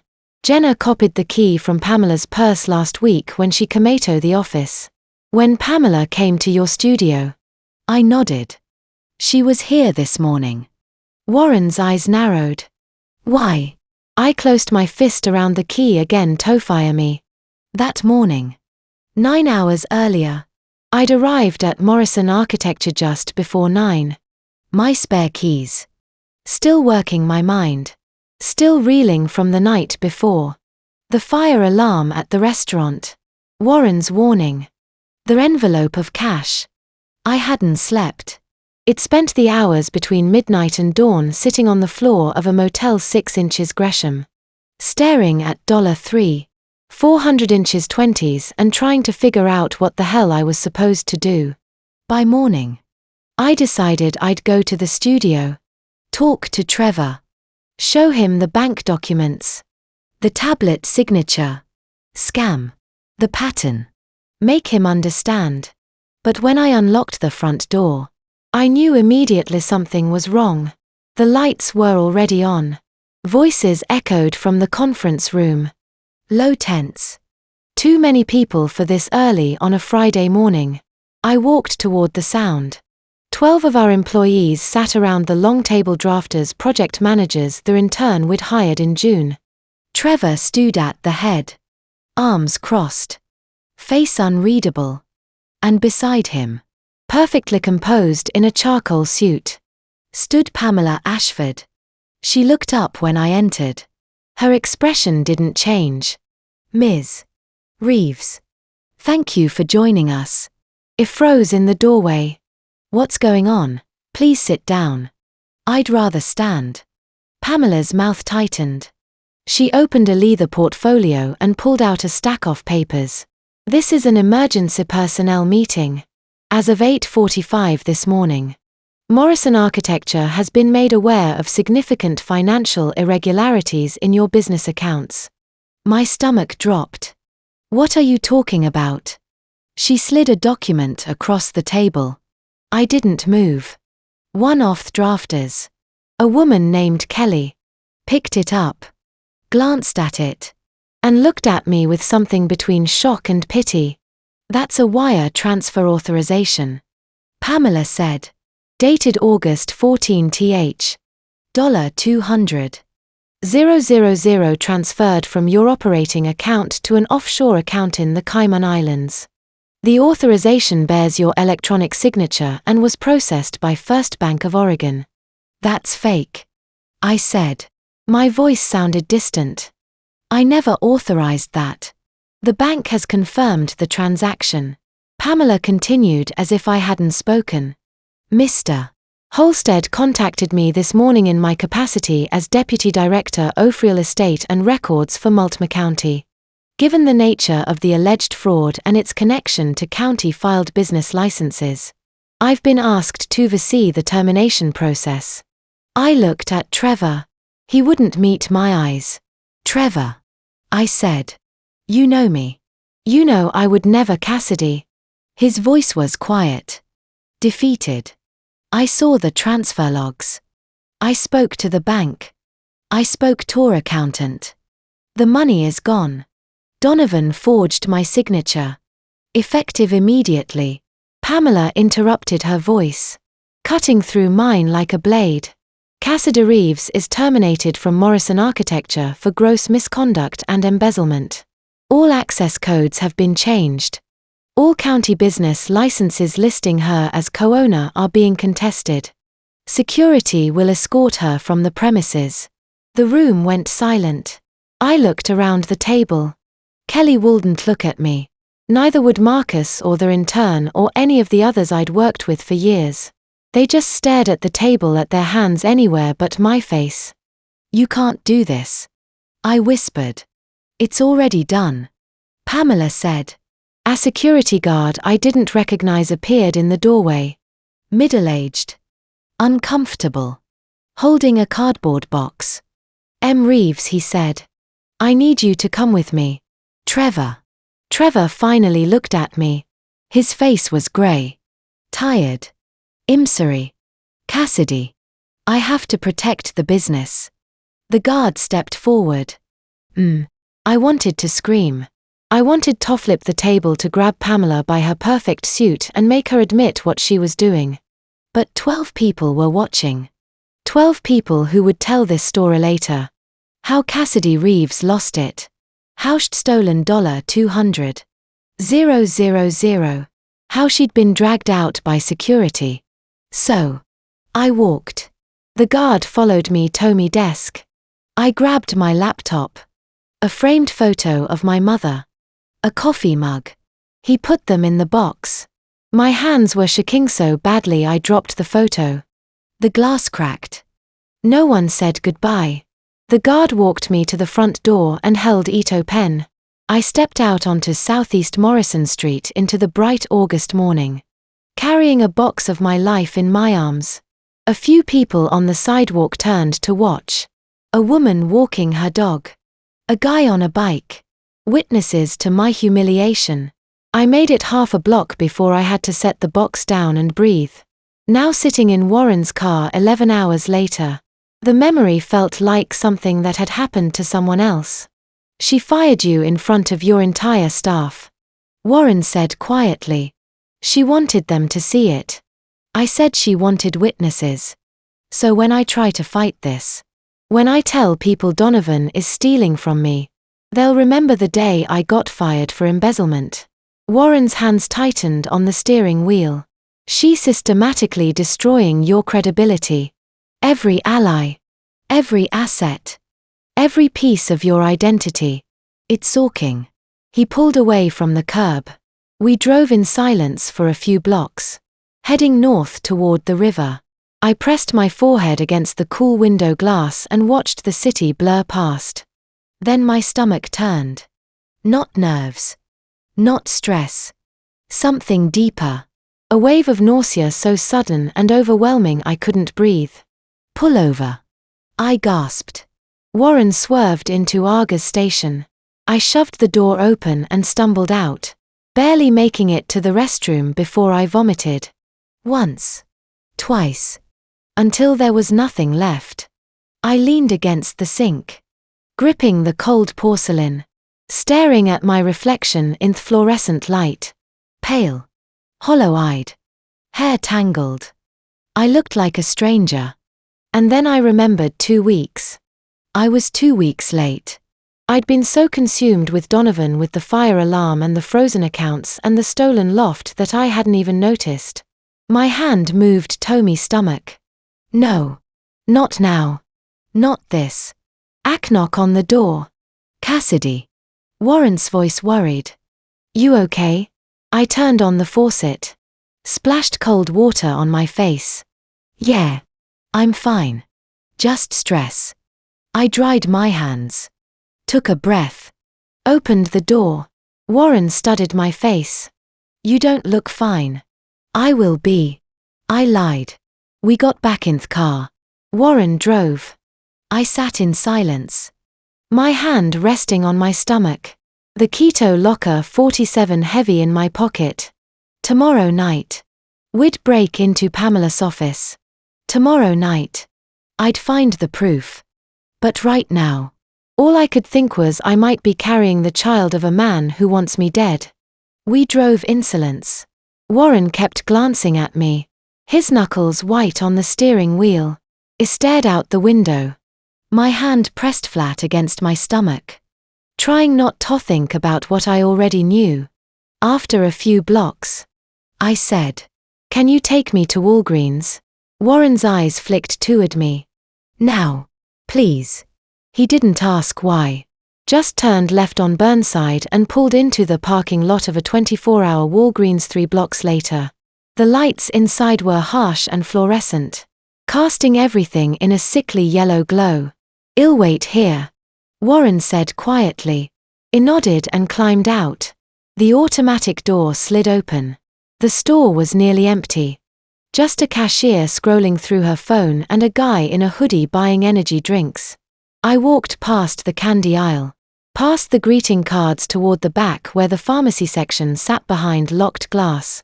The pregnancy tests were on the shelf beside the condoms. I grabbed 2 boxes different brands just to be sure and carried them to the register. The cashier barely looked at them. Scanned the boxes. $18.42. I paid in cash from Warren's envelope. The restroom was at the back of the store, past the photo counter. I pushed the door open. One stall. Fluorescent lights buzzing overhead. Graffiti scratched into the metal walls. The lock in the stall door was broken. I unwrapped the first test with shaking hands. The instructions were simple. Pee in the stick. Wait 3 minutes. 1 line means not pregnant. 2 lines means pregnant. I did what it said. Then I set the test on the edge of the sink, pulled out my phone, and set a timer for 3 minutes. While I waited, I stared at myself in the mirror. I looked like hell. Hair tangled. Eyes red-rimmed. Skin so pale I could see the veins in my neck. I looked like someone who'd lost everything.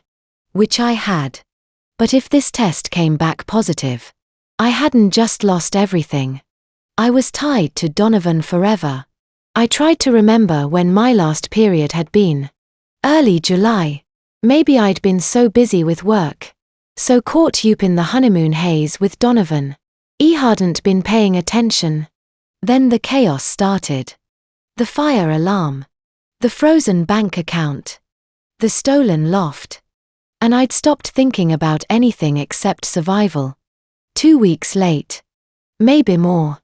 The timer beeped. I picked up the test. 2 pink lines. I stared at them, willing them to disappear, willing this to be wrong. But the lines didn't fade. They just sat there clear and undeniable.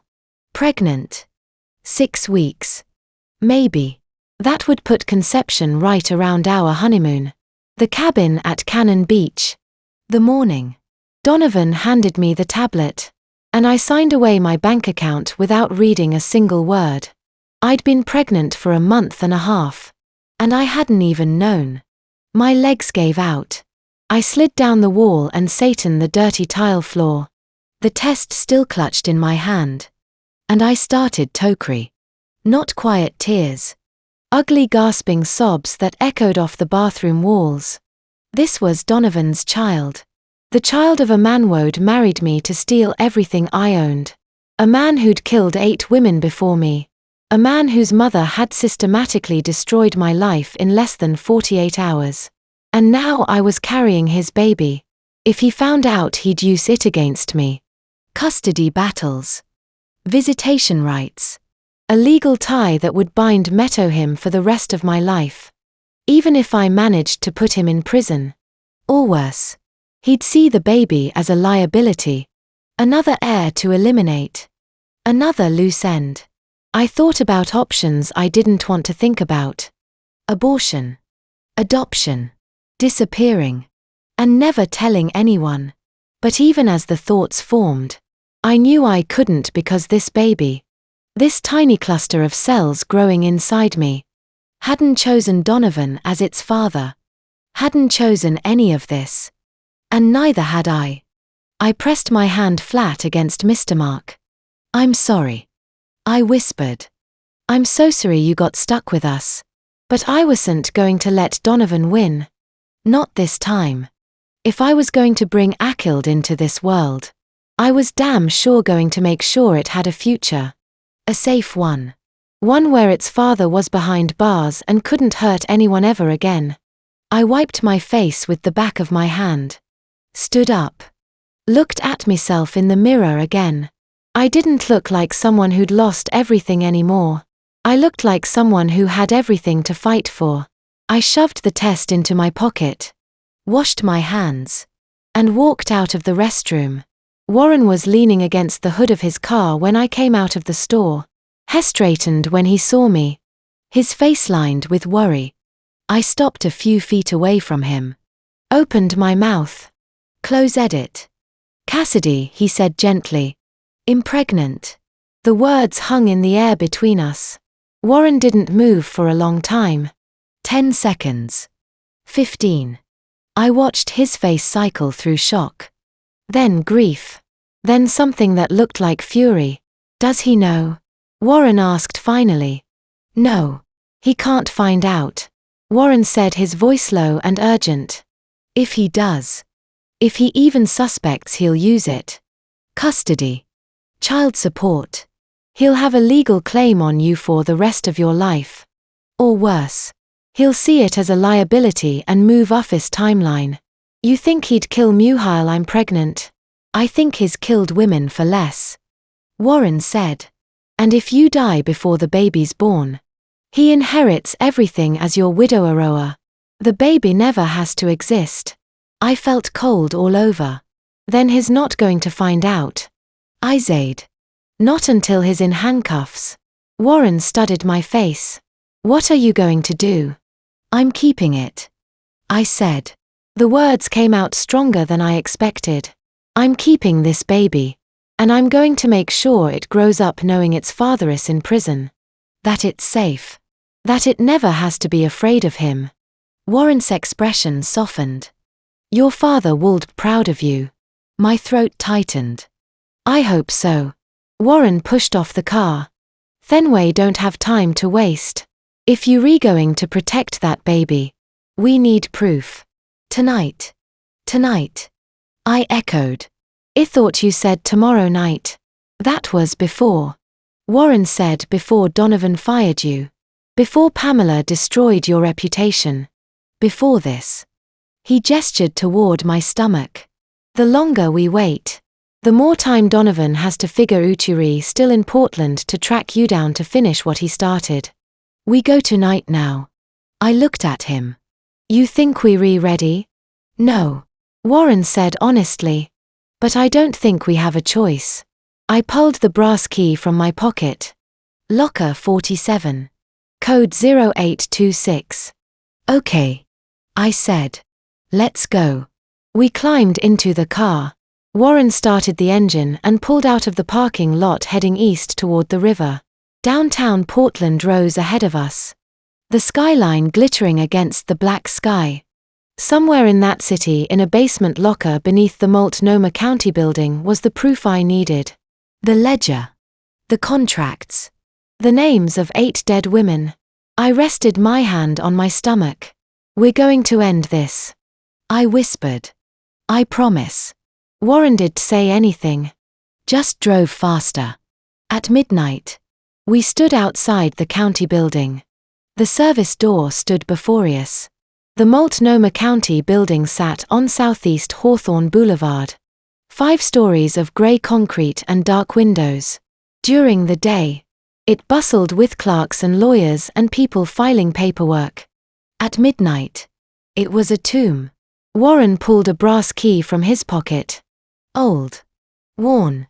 Smooth at the edges. I did contract work for the county 20 years ago, he said quietly. Private security assessments. They never asked for the keys back. He slid the key into the lock. It turned with a soft click. The service door opened into a basement corridor. Concrete walls. Flickering. Fluorescent lights. The smell of mildew and old paint. Warren moved quickly. Andy followed my heart. Hammering so loud I was sure someone would hear it. We found the stairwell at the end of the hall. No elevator. Too much noise. Too much risk. We climbed. 1 flight. 2, 3. The stairs were steep. The concrete steps worn smooth in the centers. Emergency exit signs cast everything in a sickly green glow. I counted the floors by the numbers stenkled on each landing. 4. 5. Warren stopped at the 5th floor door. Pressed his ear against it. Listened. Silence. He pushed it open slowly. The hallway beyond was dark except for the exit signs. Offices lined both sides, frosted glass doors with names and titles etched in black. Deputy Director of this. Assistant Director Ourh. The machinery of county government sleeping. Warren pointed to the far end of the hall. A security camera hung in the corner, angled toward the elevators. I broke that 6 months ago, Hugh whispered. County hasn't fixed it yet. Budget cuts. We moved down the hallway, staying close to the wall. My footsteps sounded too loud. My breathing sounded too loud. Everything sounded too loud. Room 512 sat at the end of the corridor. A brass plaque beside the door read Pamela Ashford. Deputy Director. Real Estate and Records Division. Warren knelt in front of the lock and pulled a thin metal tool from his jacket. 30 seconds later. The lock clicked. The door swung open. Inside, the office was exactly as Warren had described. A large oak desk. A leather chair. File cabinets along one wall. All locked. A framed county seal hung above the desk. The window overlooked southeast Hawthorne. Dark and empty below. Warren closed the door behind us and locked it. Then he moved to the wall opposite the desk and started examining the framed photographs hanging there. Help me, he said. I joined him. Most of the photos were official Pamela shaking hands with the mayor Pamela at a ribbon-cutting ceremony. Pamela receiving some kind award. But one was different. A small photo in a silver frame tucked in the corner. A little boy. Maybe 5 years old. Grinning at the camera with a gap to smile. Donovan. Warren lifted the frame off the wall. Behind it, embedded in the plaster, was a small rectangular panel. Brushed steel. A digital keypad glowing faintly in the dark. Safe model ZX940. Warren set the photo on the desk and stared at the keypad. 4 blank digits waited to be entered. Do you know the code? I whispered. I know it's 4 digits. Warren said. Jenna's note said 0826. But I want to try something first. He pressed 01865. The screen flashed red. A soft beep. Incorrect code. Multnomah County was founded in 1854. Warren muttered. Worth a shot. He tried again. 1999. Red flash. Beep. Incorrect code. Pamela's husband died in 1999. Warren said. She might have used that. Or.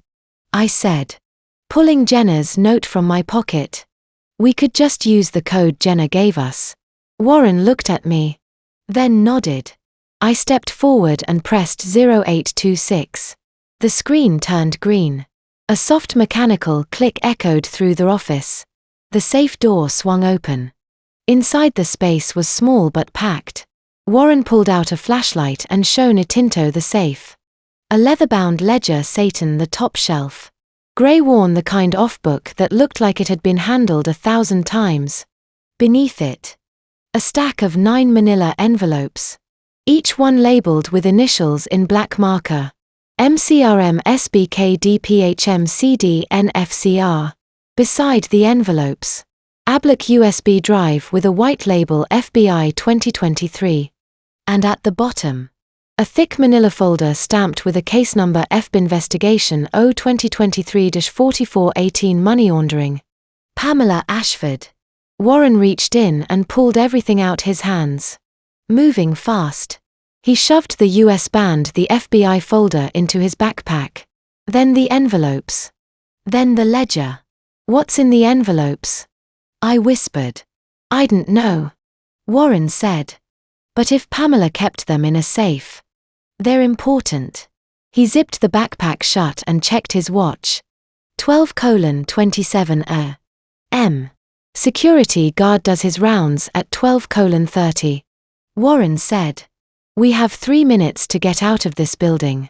I heard it then. Footsteps. Faint but unmistakable. Coming from the stairwell at the end of the hall. Warren's head snapped toward the door. His early. "What do? We go."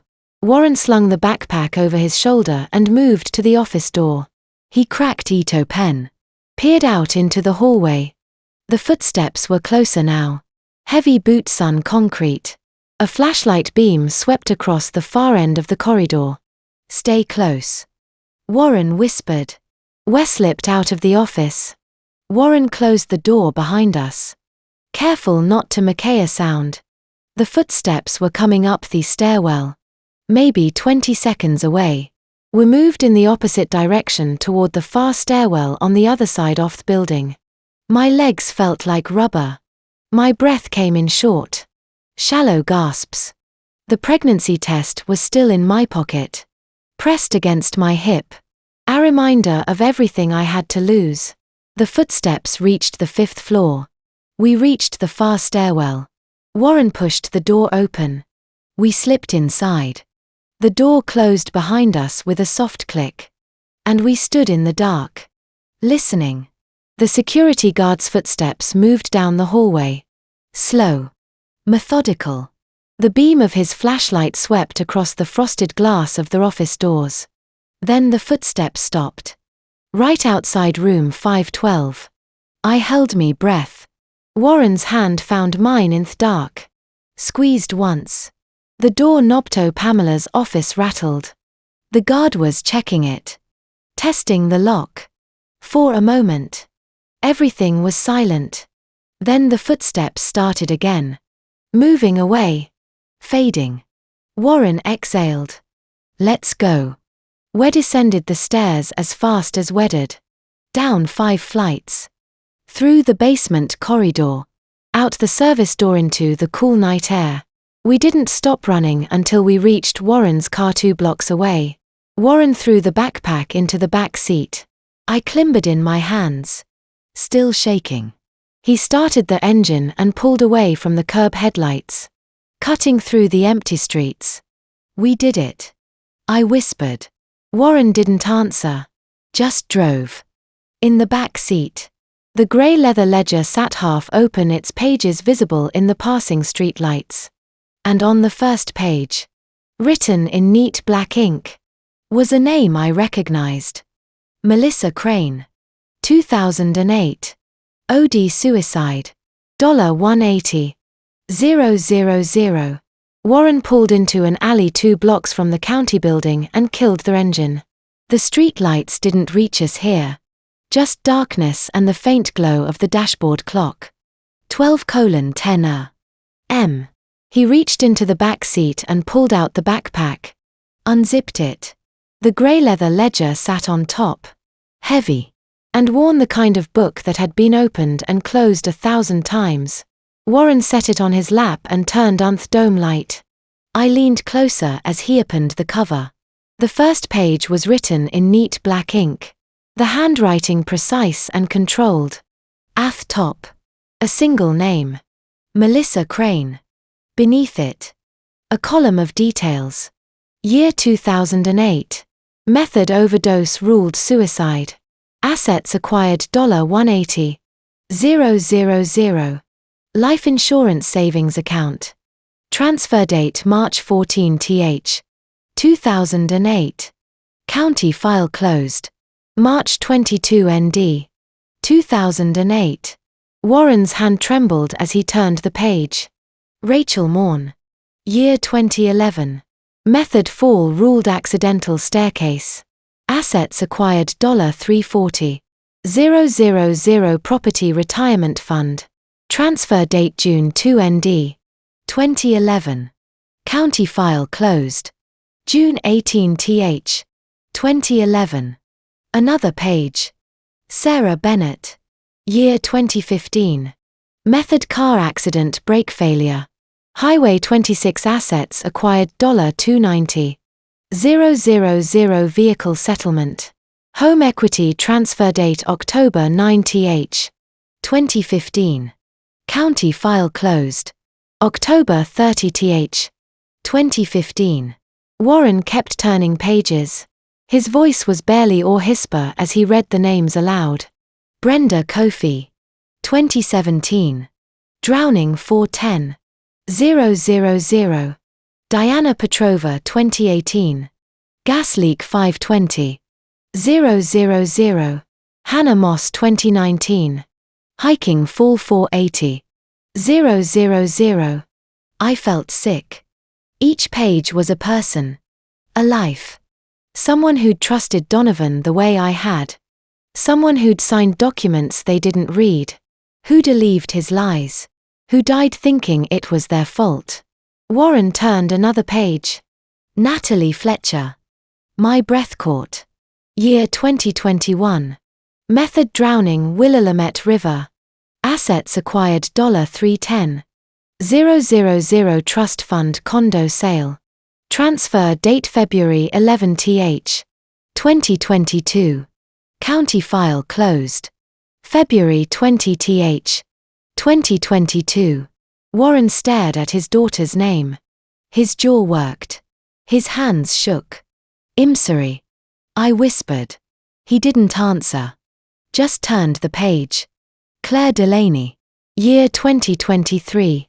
Method: overdose ruled accidental, assets acquired $670,000. Inheritance, business liquidation. Transfer date November 3 Road. 2023. County file closed November 15th, 2023. 8 women. 16 years. Over $3 million. Warren turned to the next page. It was blank except for a single entry written in the same precise handwriting.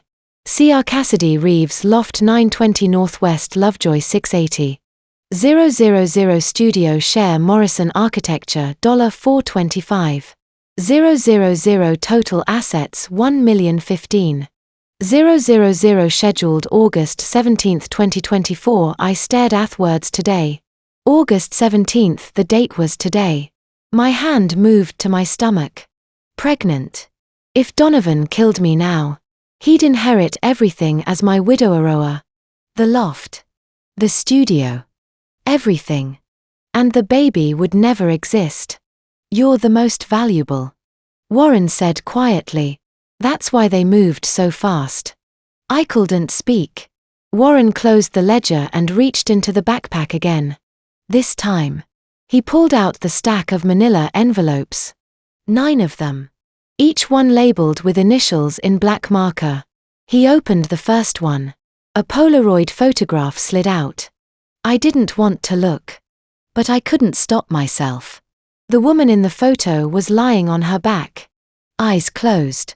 Skin so pale it was almost blue. Her hair was wet dark against the white pillow beneath her head. There was something peaceful about her expression. Like she was sleeping. But she wasn't sleeping. Natalie. Warren said. His voice broke. He set the photo down and opened the next envelope. Another Polaroid.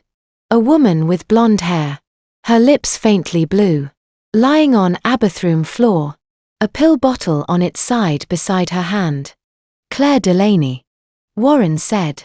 He opened another and another. Each envelope held a photo. Each photo showed a woman who would never wake up. When he reached the 9th envelope, he stopped.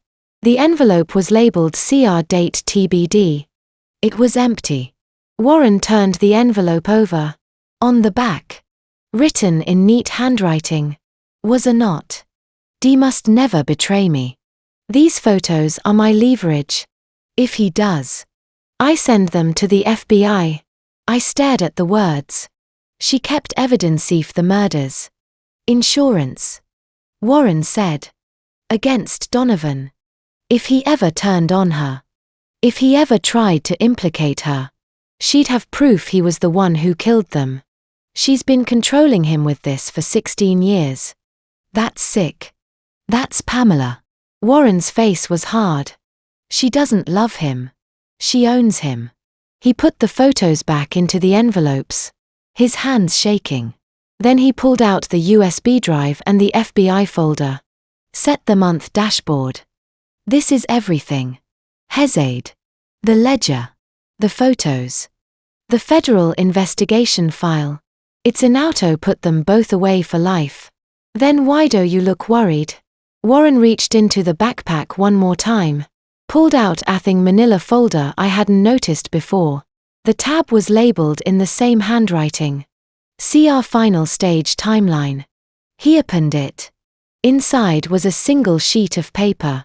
Typed dated today. August 17 th.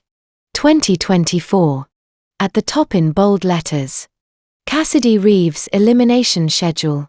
I leaned closer. Warren held the page under the dome light so I could read it. Phase 1. Dinner. 7 to 900 p.m. The Pearl Room establish alibi. Subject will be visibly present with D public witnesses. Phase 2 sedation 8:15 p.m. Rohypnol 2 mg administered via wine.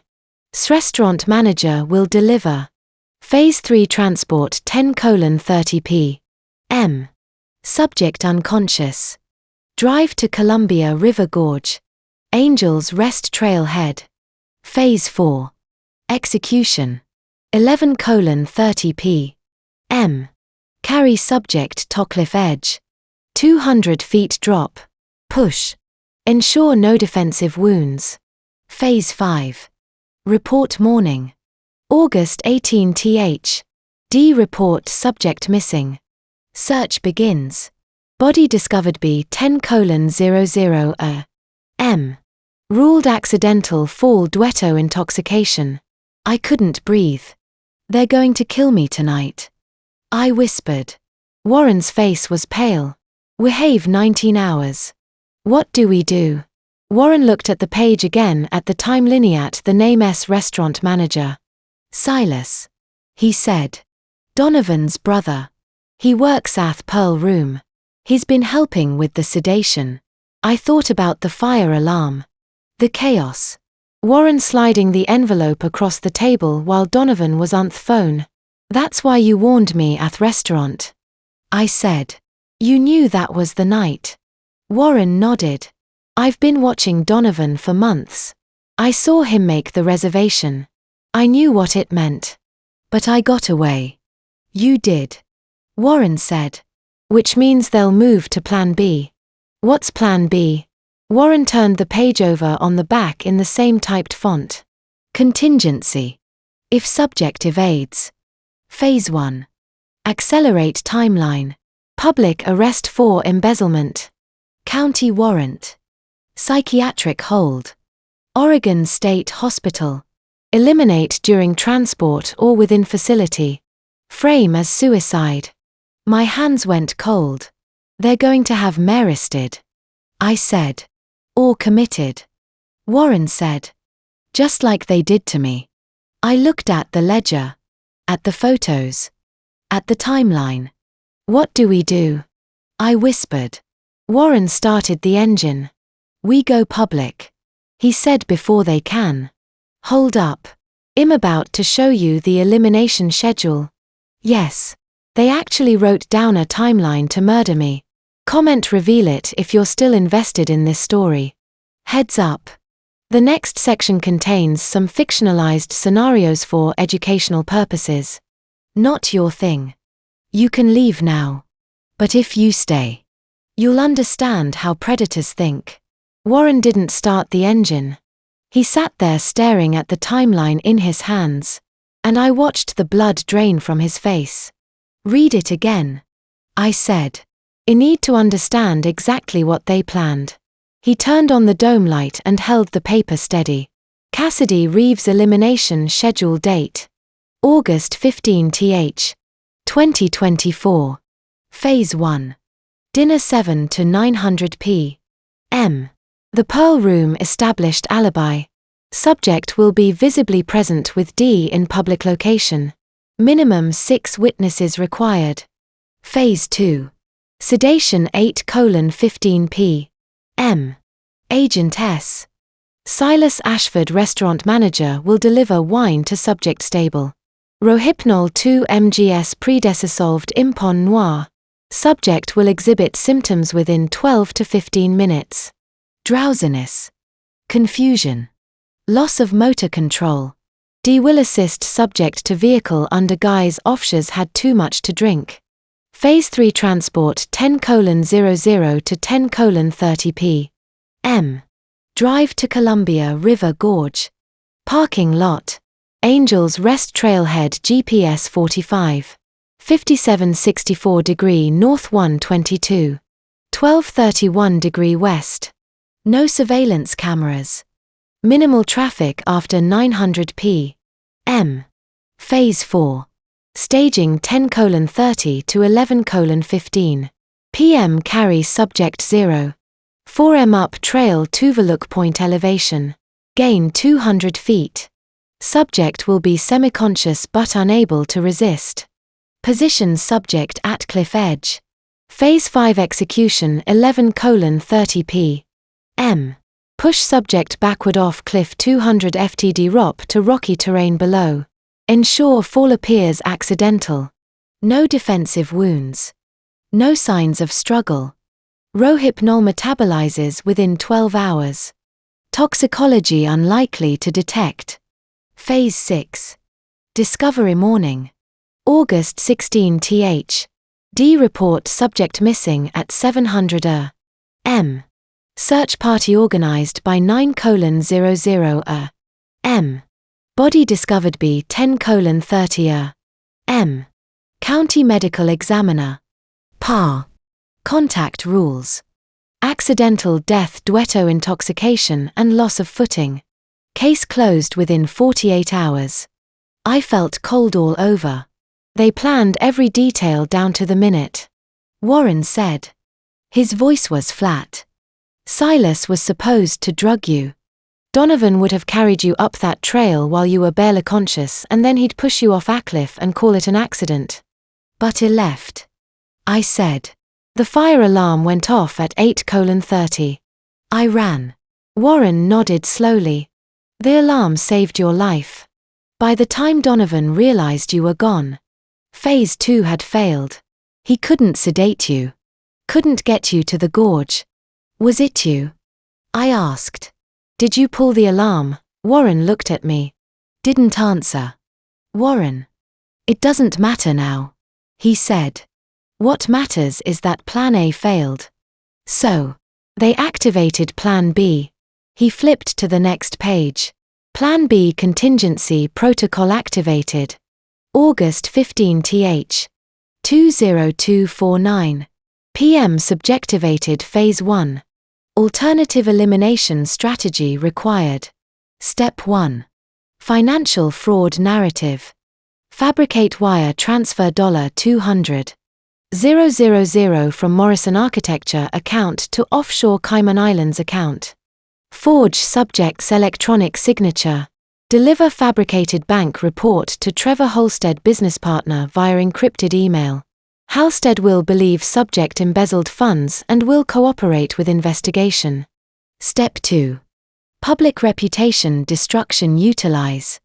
PIA Deputy Director Multnomah County to issue termination notice to subject grounds embezzlement coordinate public humiliation witnesses 12 employees Morrison Architecture file fraudulent property transfer documents subjects loft $680,000 disseminate narrative subject unstable financially desperate potential flight risk. Step 3 arrest and detention prepare arrest warrant via contact at District Attorney's Office. Judge Patricia Coleman. Multnomah County Circuit Court. Charges. Embezzlement. $200,000. Wire fraud. Forgery. Arrest scheduled August 17 th. 20246 a.m. Subject will be detained at Multnomah County Jail, pending arraignment. Step 4. Psychiatric evaluation. D. A contact will request 72-hour psychiatric hold. Oregon Revised Statutes 426. 005 subject transferred to Oregon State Hospital under deputy escort elimination window during transport staged vehicle accident or within facility stage suicide by hanging overdose or fall. Step 5. Asset transfer upon subject's death. All assets transfer to surviving spouse. Estimated timeline 30 days post-death. Total acquisition $1.15. I couldn't breathe. They're going to have me arrested at 6 o'clock in the morning. Warren checked his watch in 5.5 hours and then kill me in custody. Just like they almost did to me. Warren said. Except I survived 9 months in that hospital. You won't. They'll make sure of it. I stared at the paper. At the cold clinical language. At the timeline that treated my murder like a business transaction. There's more. Warren said quietly.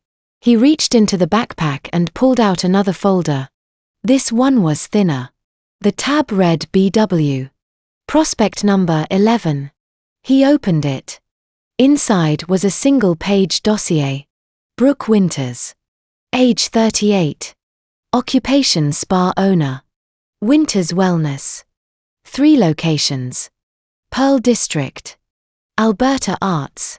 Hawthorne net worth $1,200,000 business assets residential property investment portfolio marital status widowed 6 months vulnerability profile recent loss isolated social network financially independent no children seeks companionship contact timeline first approach scheduled August 31 St. 2024 14 days post XCR closure. Beneath the dossier was a printed email draft. Subject. A stranger's kindness. Hi. Brooke. I know this is unusual. But I saw you at your spa last week and felt compelled to reach out. I'm recently widowed myself. And I've been struggling to find people who understand what that loss feels like. Would you be open to coffee sometime? No pressure. Just a conversation between 2 people who've been through something difficult. Warmly. Donovan. I felt sick. He's already planning the next one. I whispered. 2 weeks. Warren said. 2 weeks after you're dead. He'll send that email. And Brooke Winters will think she's met someone who understands her grief. And 6 months later. She'll be dead. too.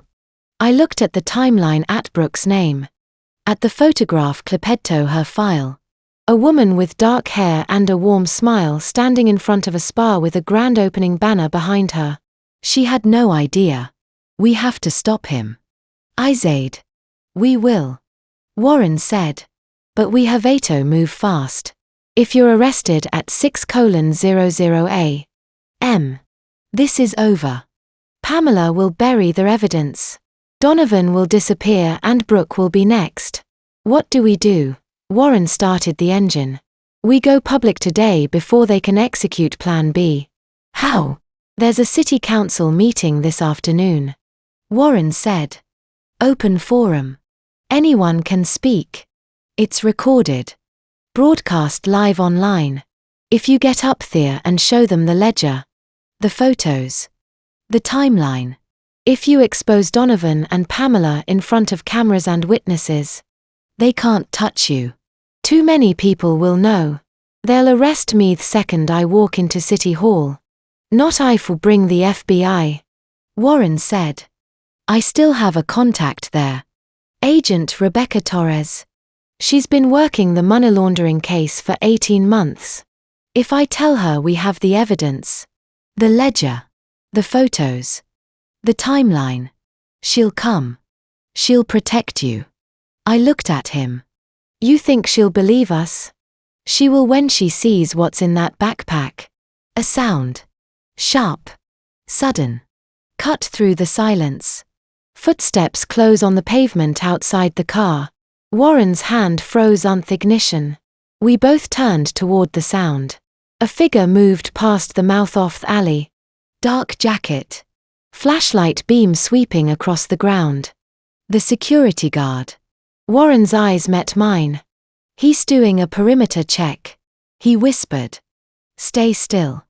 The footsteps slowed. Stopped. The flashlight beam swung toward our car. I held my breath. The beam swept across the rear window. Paused. Moved on.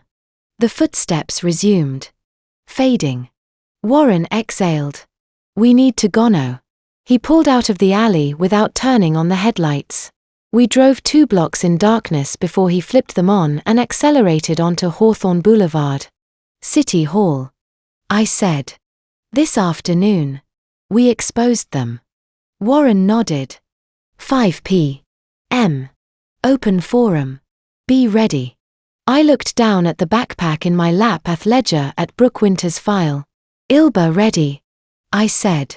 Warren accelerated onto Hawthorne. The county building. Shrinking in the rear view mirror. 2 blocks. 3. I started to breathe again. Then headlights flared behind us. Warren. I see them. 2 cars. Close. Too close. The lead vehicle. A silver Audi. Pulled alongside us. I saw the driver's face in the streetlight. Donovan.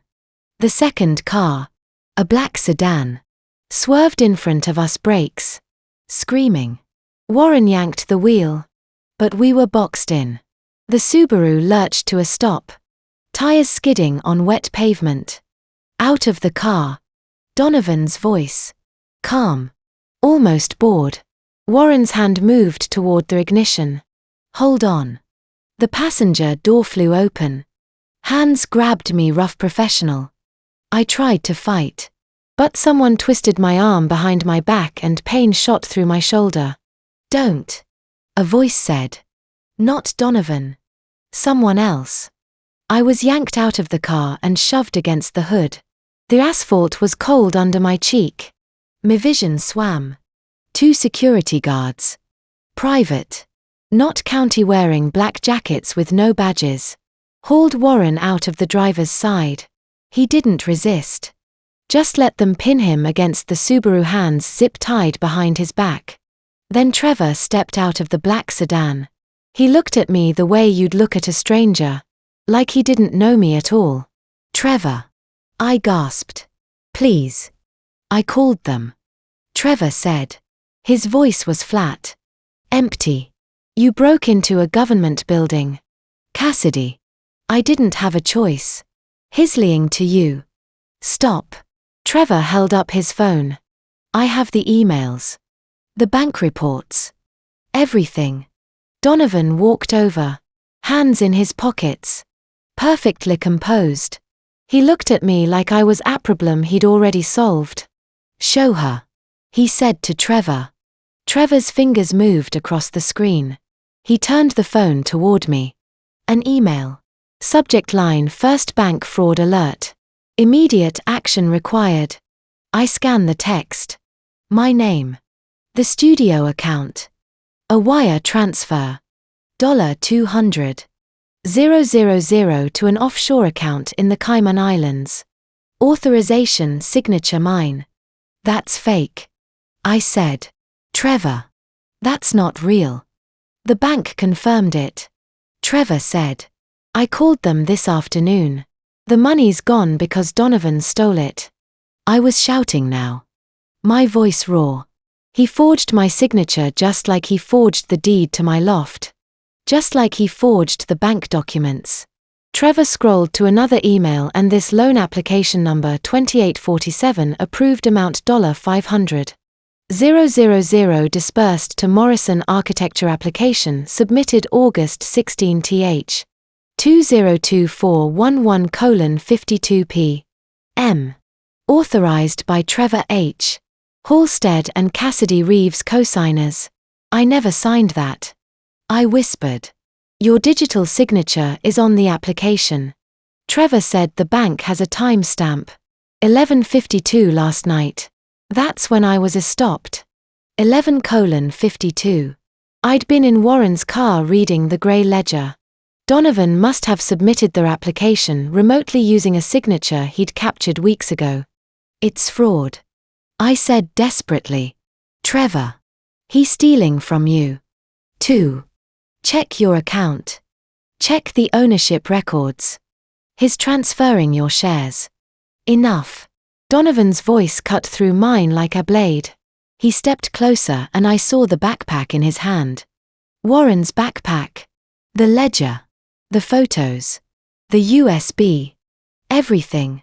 You should have run when you had the chance. Donovan said. He unzipped the backpack and pulled out the grey leather ledger. Held it up so I could see it. This is nothing. Trevor. Look at it. I shouted. It's our record of every woman he's killed. 8 of them. Trevor ate 8 women. Donovan opened the ledger. Flipped to the first page. Melissa Crane. 2008. OD suicide. $180. 000. For a moment. Trevor's expression flickered. Confusion. Doubt. Then Donovan ripped the page out. Tore it in half. Let the pieces fall to the wet pavement. No. I lunged toward him. But the guard's hand clamped down on Miss Holder. Holding me in place. Donovan turned another page. Rachel Morn ripped it out. Tore it. Dropped it. Another page. Natalie Fletcher. That's Warren's daughter. I choked out. She died in 2021. He killed her. Trevor. He pushed her into the river and made it look like an accident. Donovan ripped out Natalie's page. Let the pieces scatter in the wind. Warren made a sound low broken animal. The guard shoved him harder against the car. Stop it. He screamed. Donovan closed what was left off the ledger and tucked it under his arm. Then he looked at Trevor. She broke into a county building tonight. Donovan said calmly. Stole confidential records. Her fingerprints are all over my mother's office.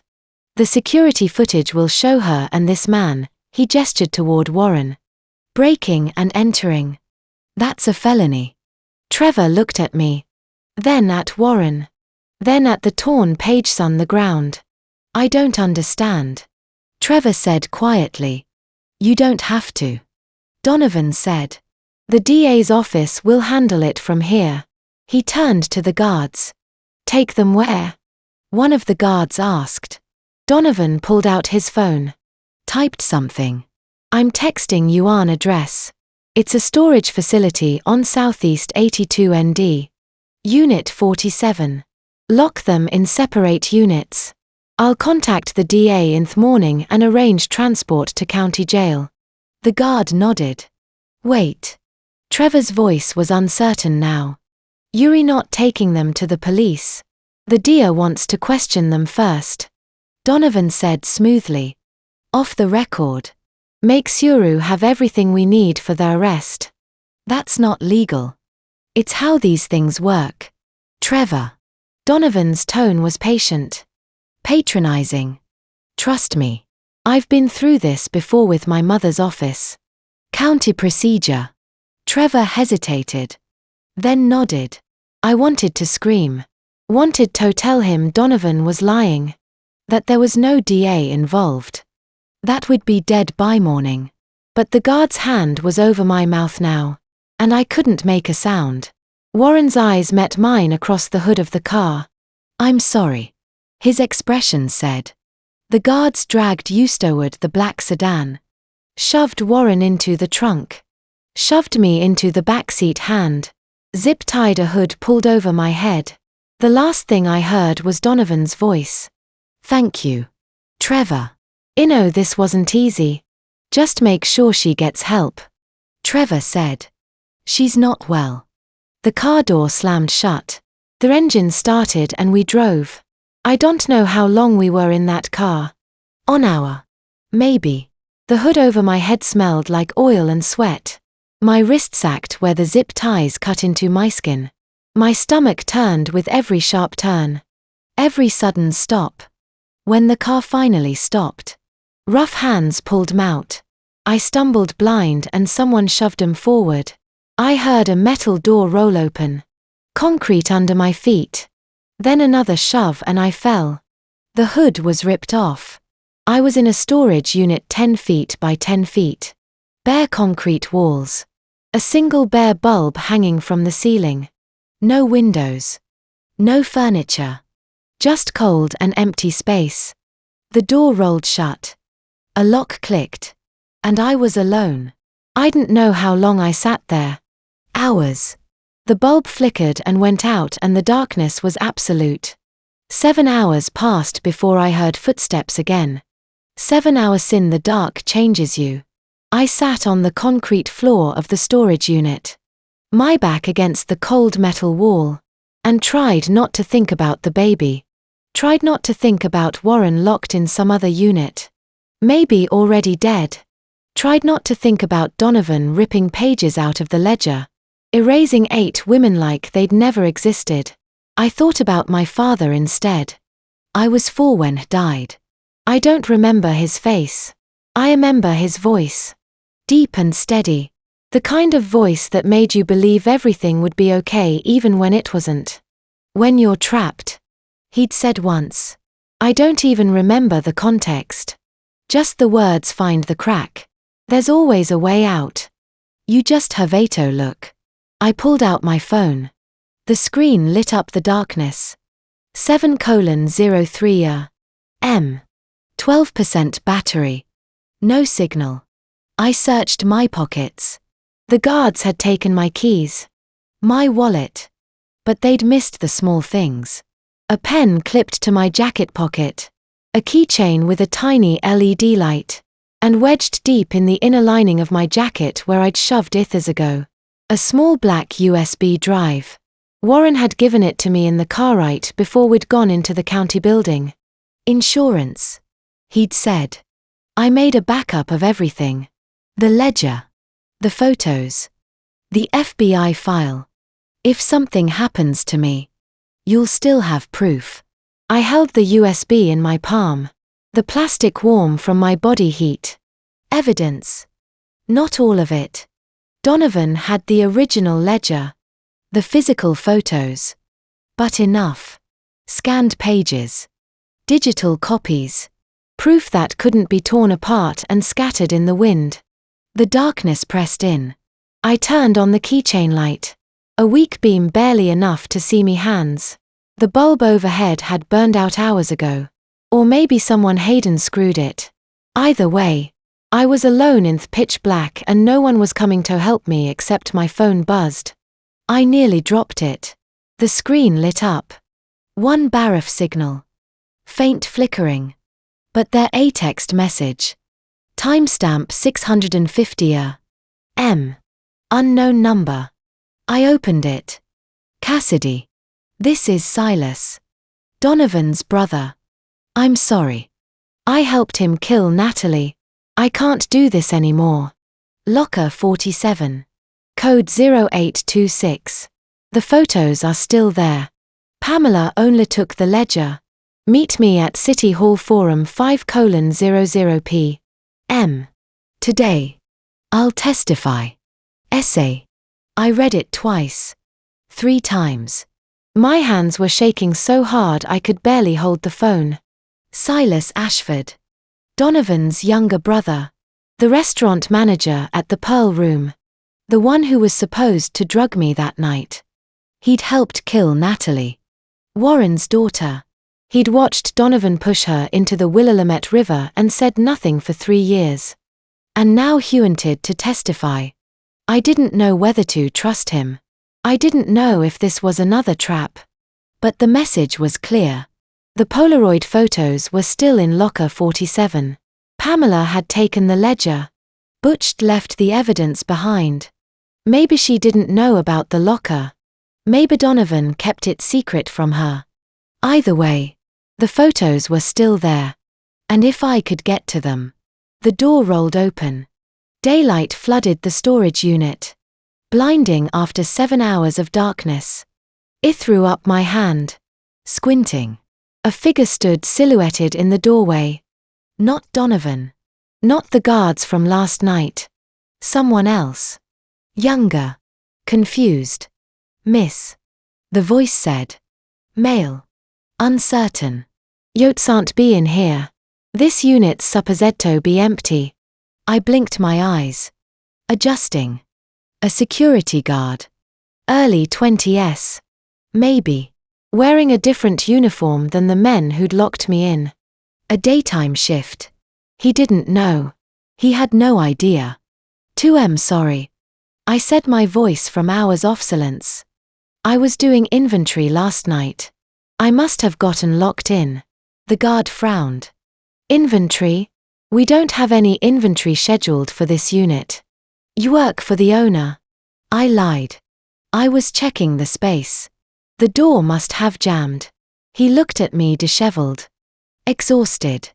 But not dangerous. Just someone who'd had a bad night.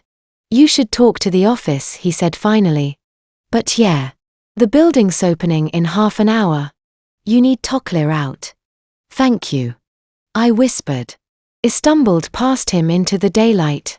The air outside was cool and clean. And I breathed it in like I'd been drowning. The guard watched me go. Still confused. But he didn't stop me. I walked to the edge of the parking lot and checked my phone. 8:07 M. 1 bar of signal now steady. I tried calling Warren Strato voicemail. I tried again. Nothing. My chest tightened. He was still out there somewhere. Still locked up or worse. Idealed Jenna. She picked up on the second ring. Cassidy. Her voice was tight with worry. Where are you? I've been trying to reach you all night. I'm at a storage facility on Southeast 82 ND. I said. Can you come get me? Are you okay? No. I said. But I will be. Just please hurry. I'm leaving now. 10 minutes. I hung up and sat down on the curb. My legs too weak to hold me. The sun was rising over the industrial buildings, casting long shadows across the asphalt. Somewhere in this city, Donovan was destroying evidence. Somewhere, Warren was still trapped. Somewhere Trevor was waking up, still believing I was the criminal. But I had the USB drive. I had Silas's message. And I had 7 hours until the forum. 7 hours to print the evidence. 7 hours to contact the FBI. 7 hours to make sure that when I stood up in that City Hall auditorium, I had everything I needed to bury Donovan Ashford and his mother once and for all. Jenna's car pulled up, a silver Honda. The same one I'd seen parked outside the studio 100 times. She jumped out. Ran home. Pulled me into a hug. What happened? She whispered. I held up the USB drive. This is everything. The ledger. The photos. All of it. I need to print it. All of it. And I need to get to City Hall by 5. Jenna pulled back. Looked at me. What are you going to do? I'm going to tell the truth. I said in front of everyone on camera where Donovan and Pamela can't stop me.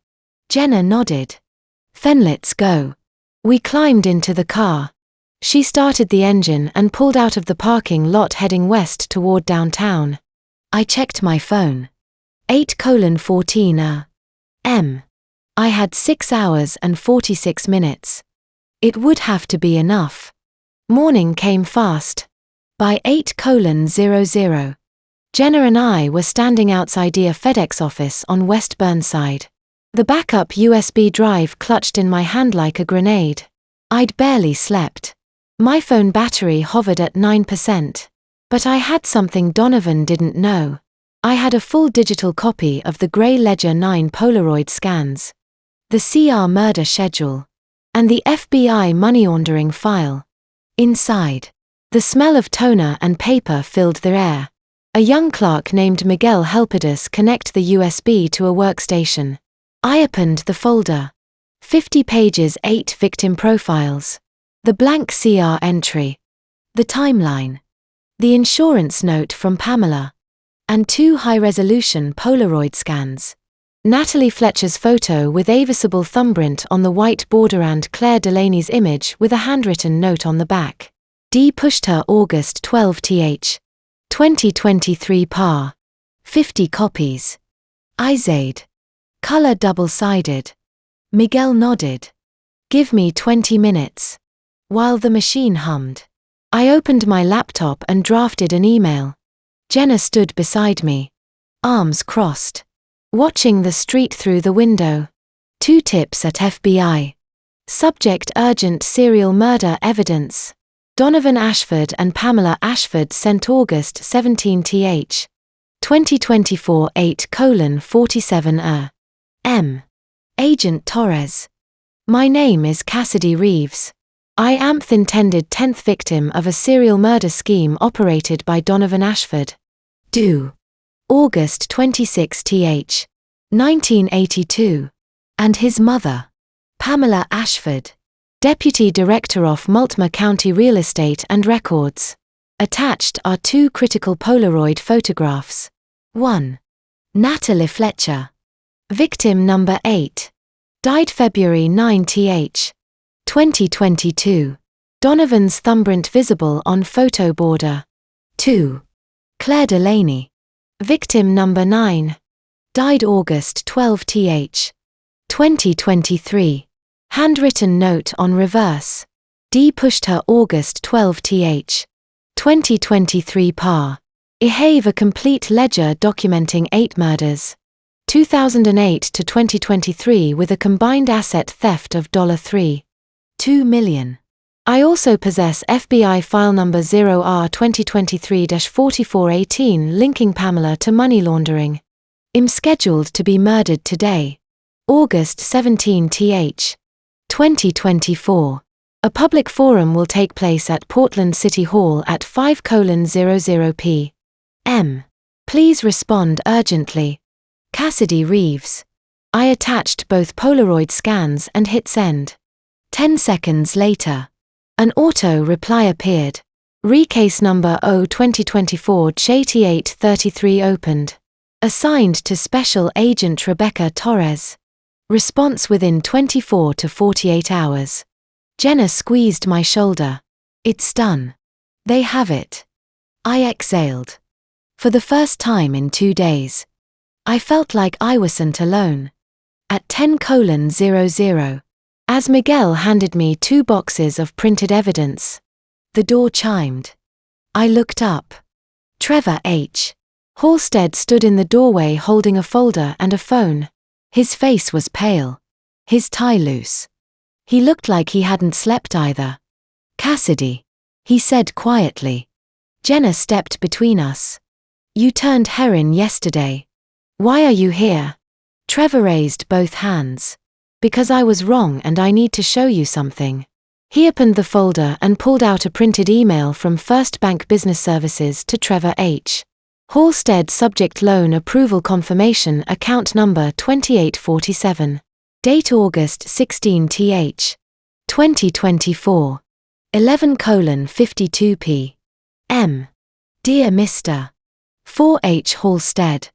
Your loan application $4,500,000 has been approved and disbursed to recipient Ashford Holdings LLC account number 900347, purpose commercial real estate acquisition. A secondary transfer of 30% ownership shares in Morrison Architecture Studio value $425,000 was executed at 11:58 p.m. on August 16th, 2024 to the same account. Thank you for your business. Trevor's voice shook. I never applied for that loan. I never authorized that transfer. Donovan hacked my account. He forged my digital signature the same way he forged yours. I stared at the paper. The same night Donovan locked me in that storage unit. He'd stolen $500,000 and a third of Trevor's business. I'm sorry, Trevor said. I believed him. I thought you'd betrayed me. But when I saw this email this morning, I checked my accounts. Everything he told me was fake. The wire transfer to the Cayman Islands fake. The embezzlement report fake. He set us both up. Jenna looked at me. I looked at Trevor. I want to help, he said. I've already called my lawyer. He's working on getting Warren out of the cycle right now. And I'm coming with you to that forum. I nodded slowly. Then we go together. By 2:00. Trevor's lawyer, a sharp-eyed man named David Kane, had secured Warren's release from Oregon State Hospital. Pamela's 72-hour psychiatric hold had been overturned on grounds of false pretenses and lack of medical evidence. Warren walked out the front door at 2:14 p.m. Thinner and angrier than I'd ever seen him. Trevor drove him straight to City Hall. At 4:00, the four of us stood in the stone steps outside Portland City Hall. Me, Warren, Trevor, and Jenna. We had 2 boxes of printed evidence, a laptop, a portable projector, and 50 copies of the truth. Warren opened one box and thumbed through the pages. Thesis everything. The ledger. The photos. The timeline. The FBI file. If we walking there and present this, there's no going back. I know, I said. Trevor handed me a manila envelope. Bank records. Loan fraud. Forged signatures. It's all here. My phone buzzed from Agent Rebecca Torres. Text received your evidence. En route to City Hall. Do not approach suspects until we arrive. RT. I showed the screen to Warren. He smiled for the first time in 2 days. They're coming, he said. Jenna checked her watch. 1 hour until the forum starts. I looked up at the building. The tall columns. The American flag snapping in the wind. The bronze doors that led to the second-floor auditorium where Pamela Ashford had hosted real estate forums for 15 years. Today, we were going to end it together.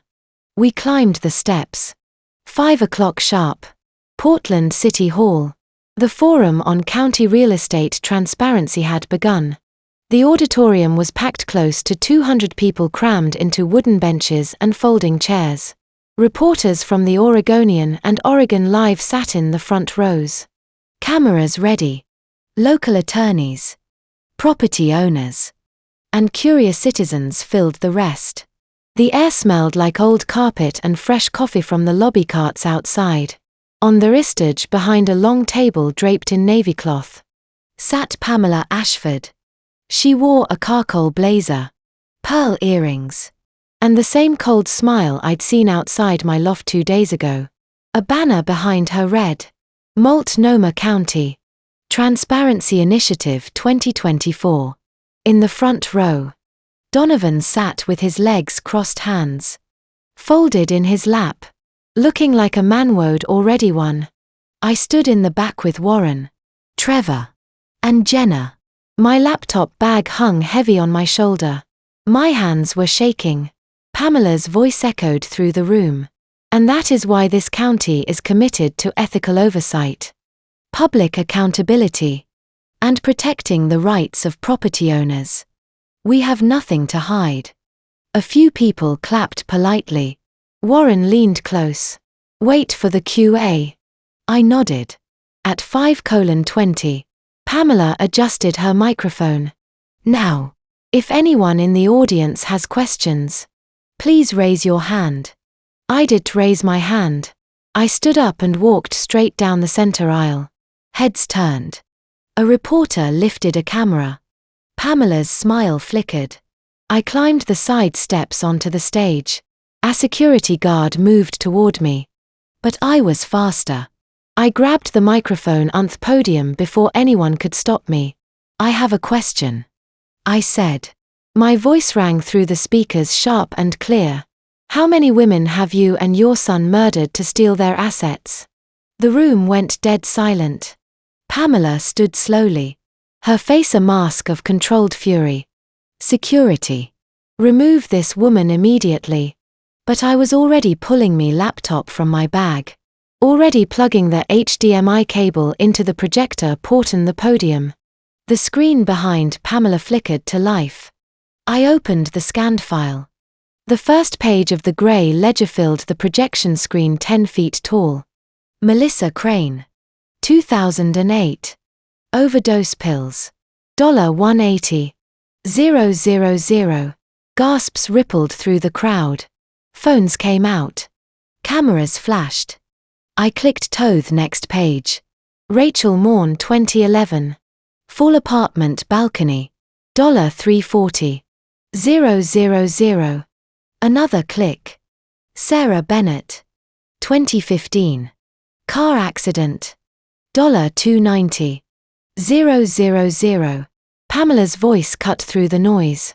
This is slander-forged evidence. She is mentally unstable. I turned to face her, then explained this. I opened the Polaroid folder. 9 images appeared on the screen one by one.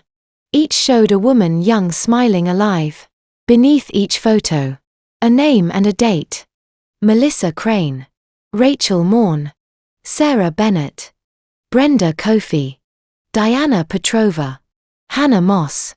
Claire Delaney. Natalie Fletcher. And then the 9th envelope. The label read CR. Date unknown. Inside was a Polaroid of May asleep in the passenger seat of Donovan's car, head tilted against the window, taken the night of August 15th after I'd had too much wine at dinner. I'd never known he'd photographed me. I'd never known I was already part of the collection. The crowd erupted. Voices overlapped. Shock. Anger. Confusion. Warren walked onto the stage. He took a backup microphone from Jenna and spoke, his voice steady and loud. "That's my daughter," he said, pointing to Natalie's photo on the screen. Natalie Fletcher. She married Donovan Ashford in November 2021. 3 months later, she drowned in the Willamette River. The police called it an accident. It wasn't. He killed her just like he killed 7 others before her. And he was going to kill Cassidy Reeves next. A woman in the 3rd row started crying. Pamela jabbed a finger toward Warren. This man is a convicted stalker. He was institutionalized for mental illness. None of this is real. Trevor stepped forward and handed his phone to our porter from Oregon, Liv, sitting in the 2nd row. "Real enough," Trevor said loudly. "Donovan Ashford stole $500,000 from my business account last night using a forged signature.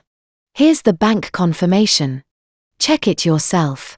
Their porter's eyes widened as she scrolled through the screen. Pamela turned to the security guards. "Arrest these people now." But before anyone could move, the double doors at the back of the auditorium slammed open. 4 figures in navy windbreakers walked in, badges clipped to their belts.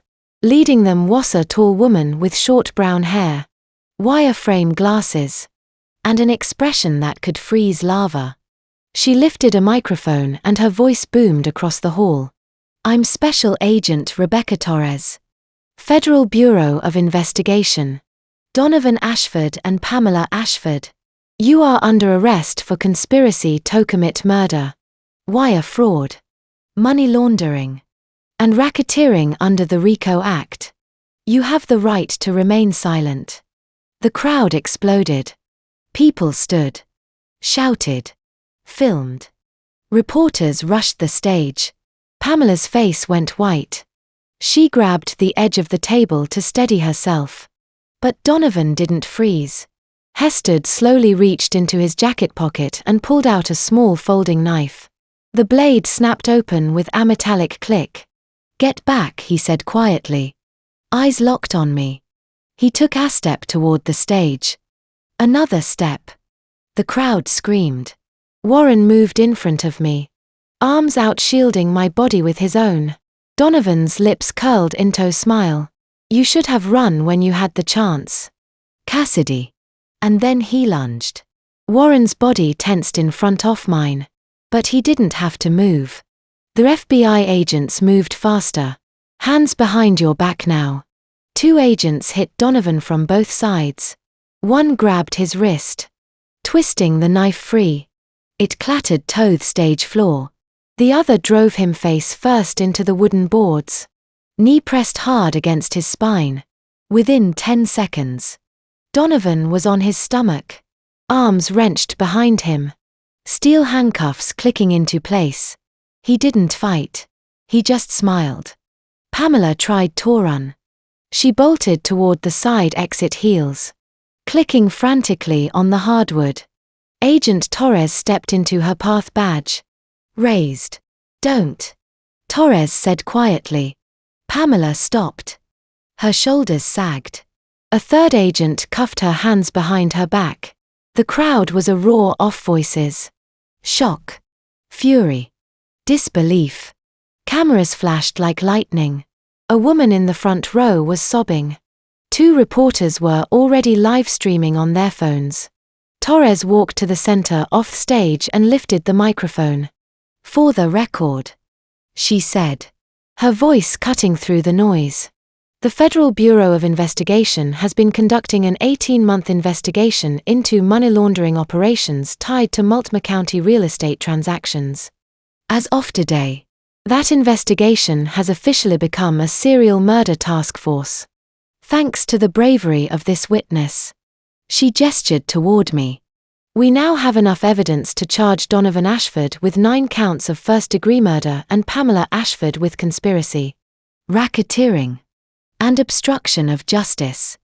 The applause started slowly, then built like a wave. People stood. Some cheered.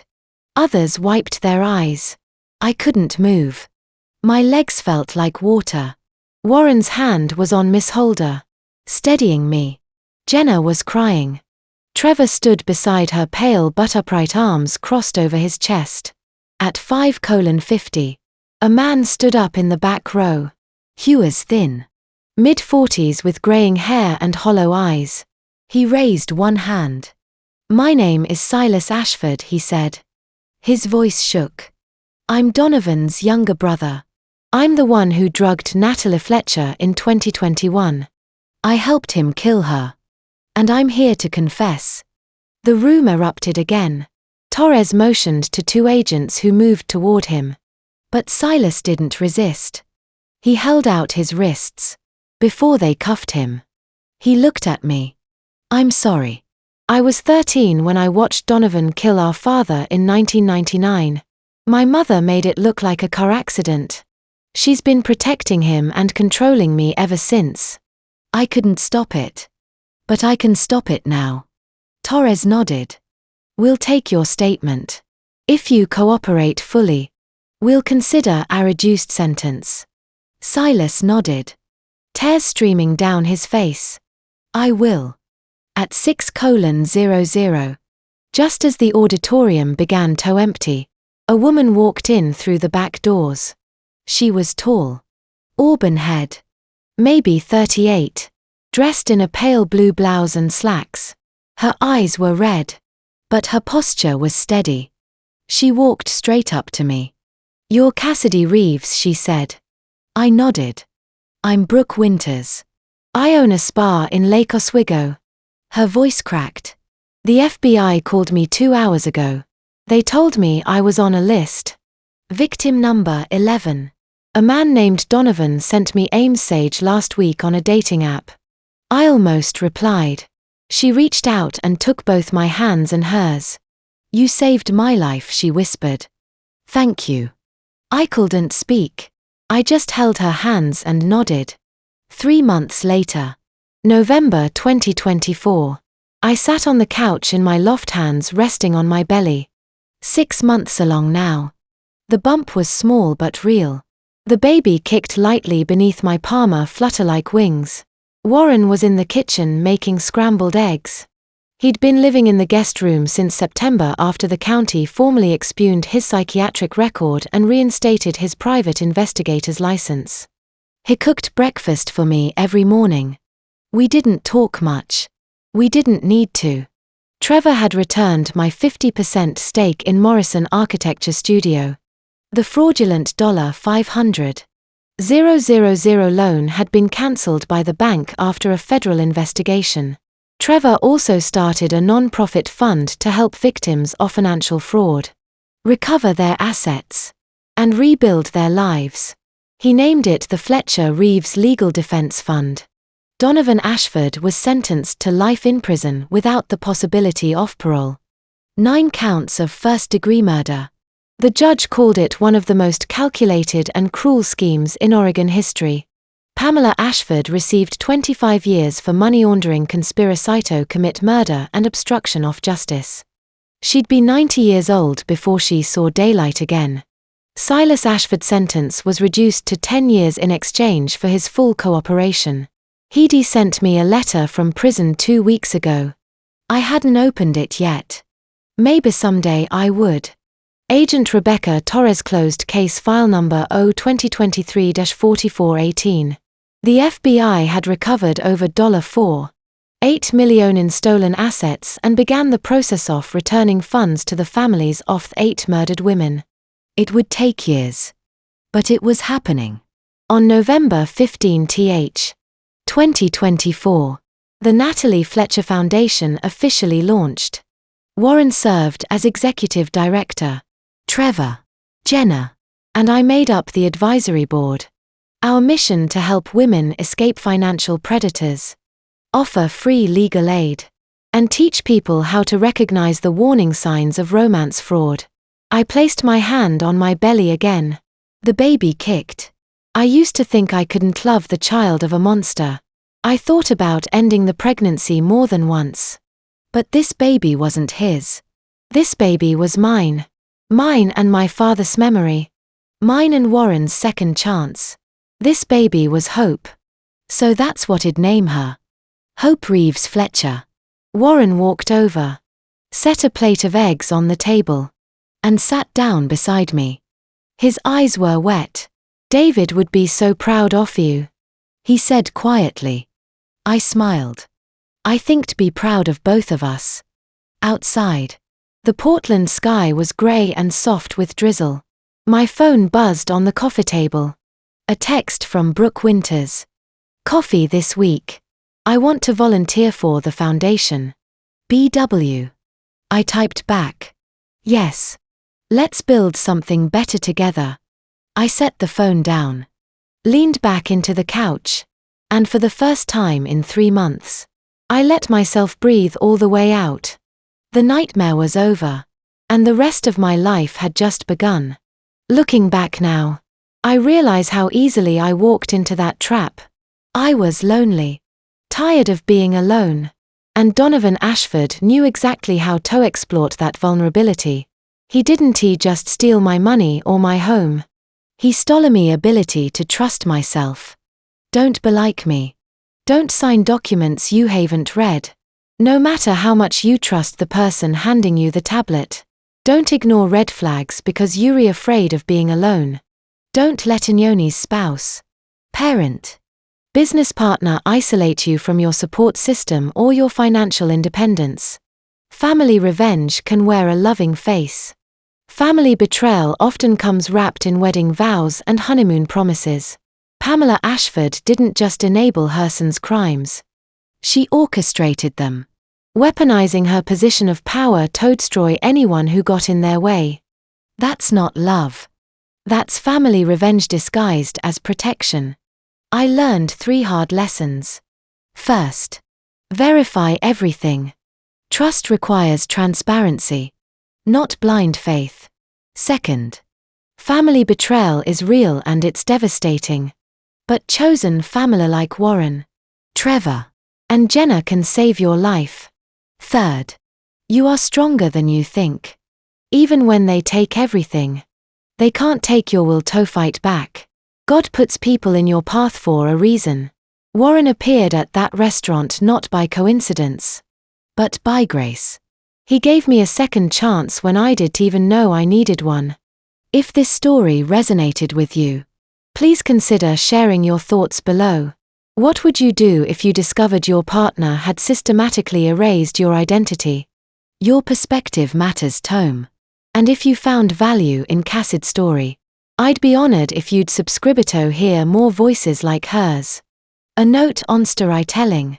While inspired by real patterns of financial abuse and coercive control, certain elements have been dramatized for narrative impact. If this content doesn't serve you, please explore stories that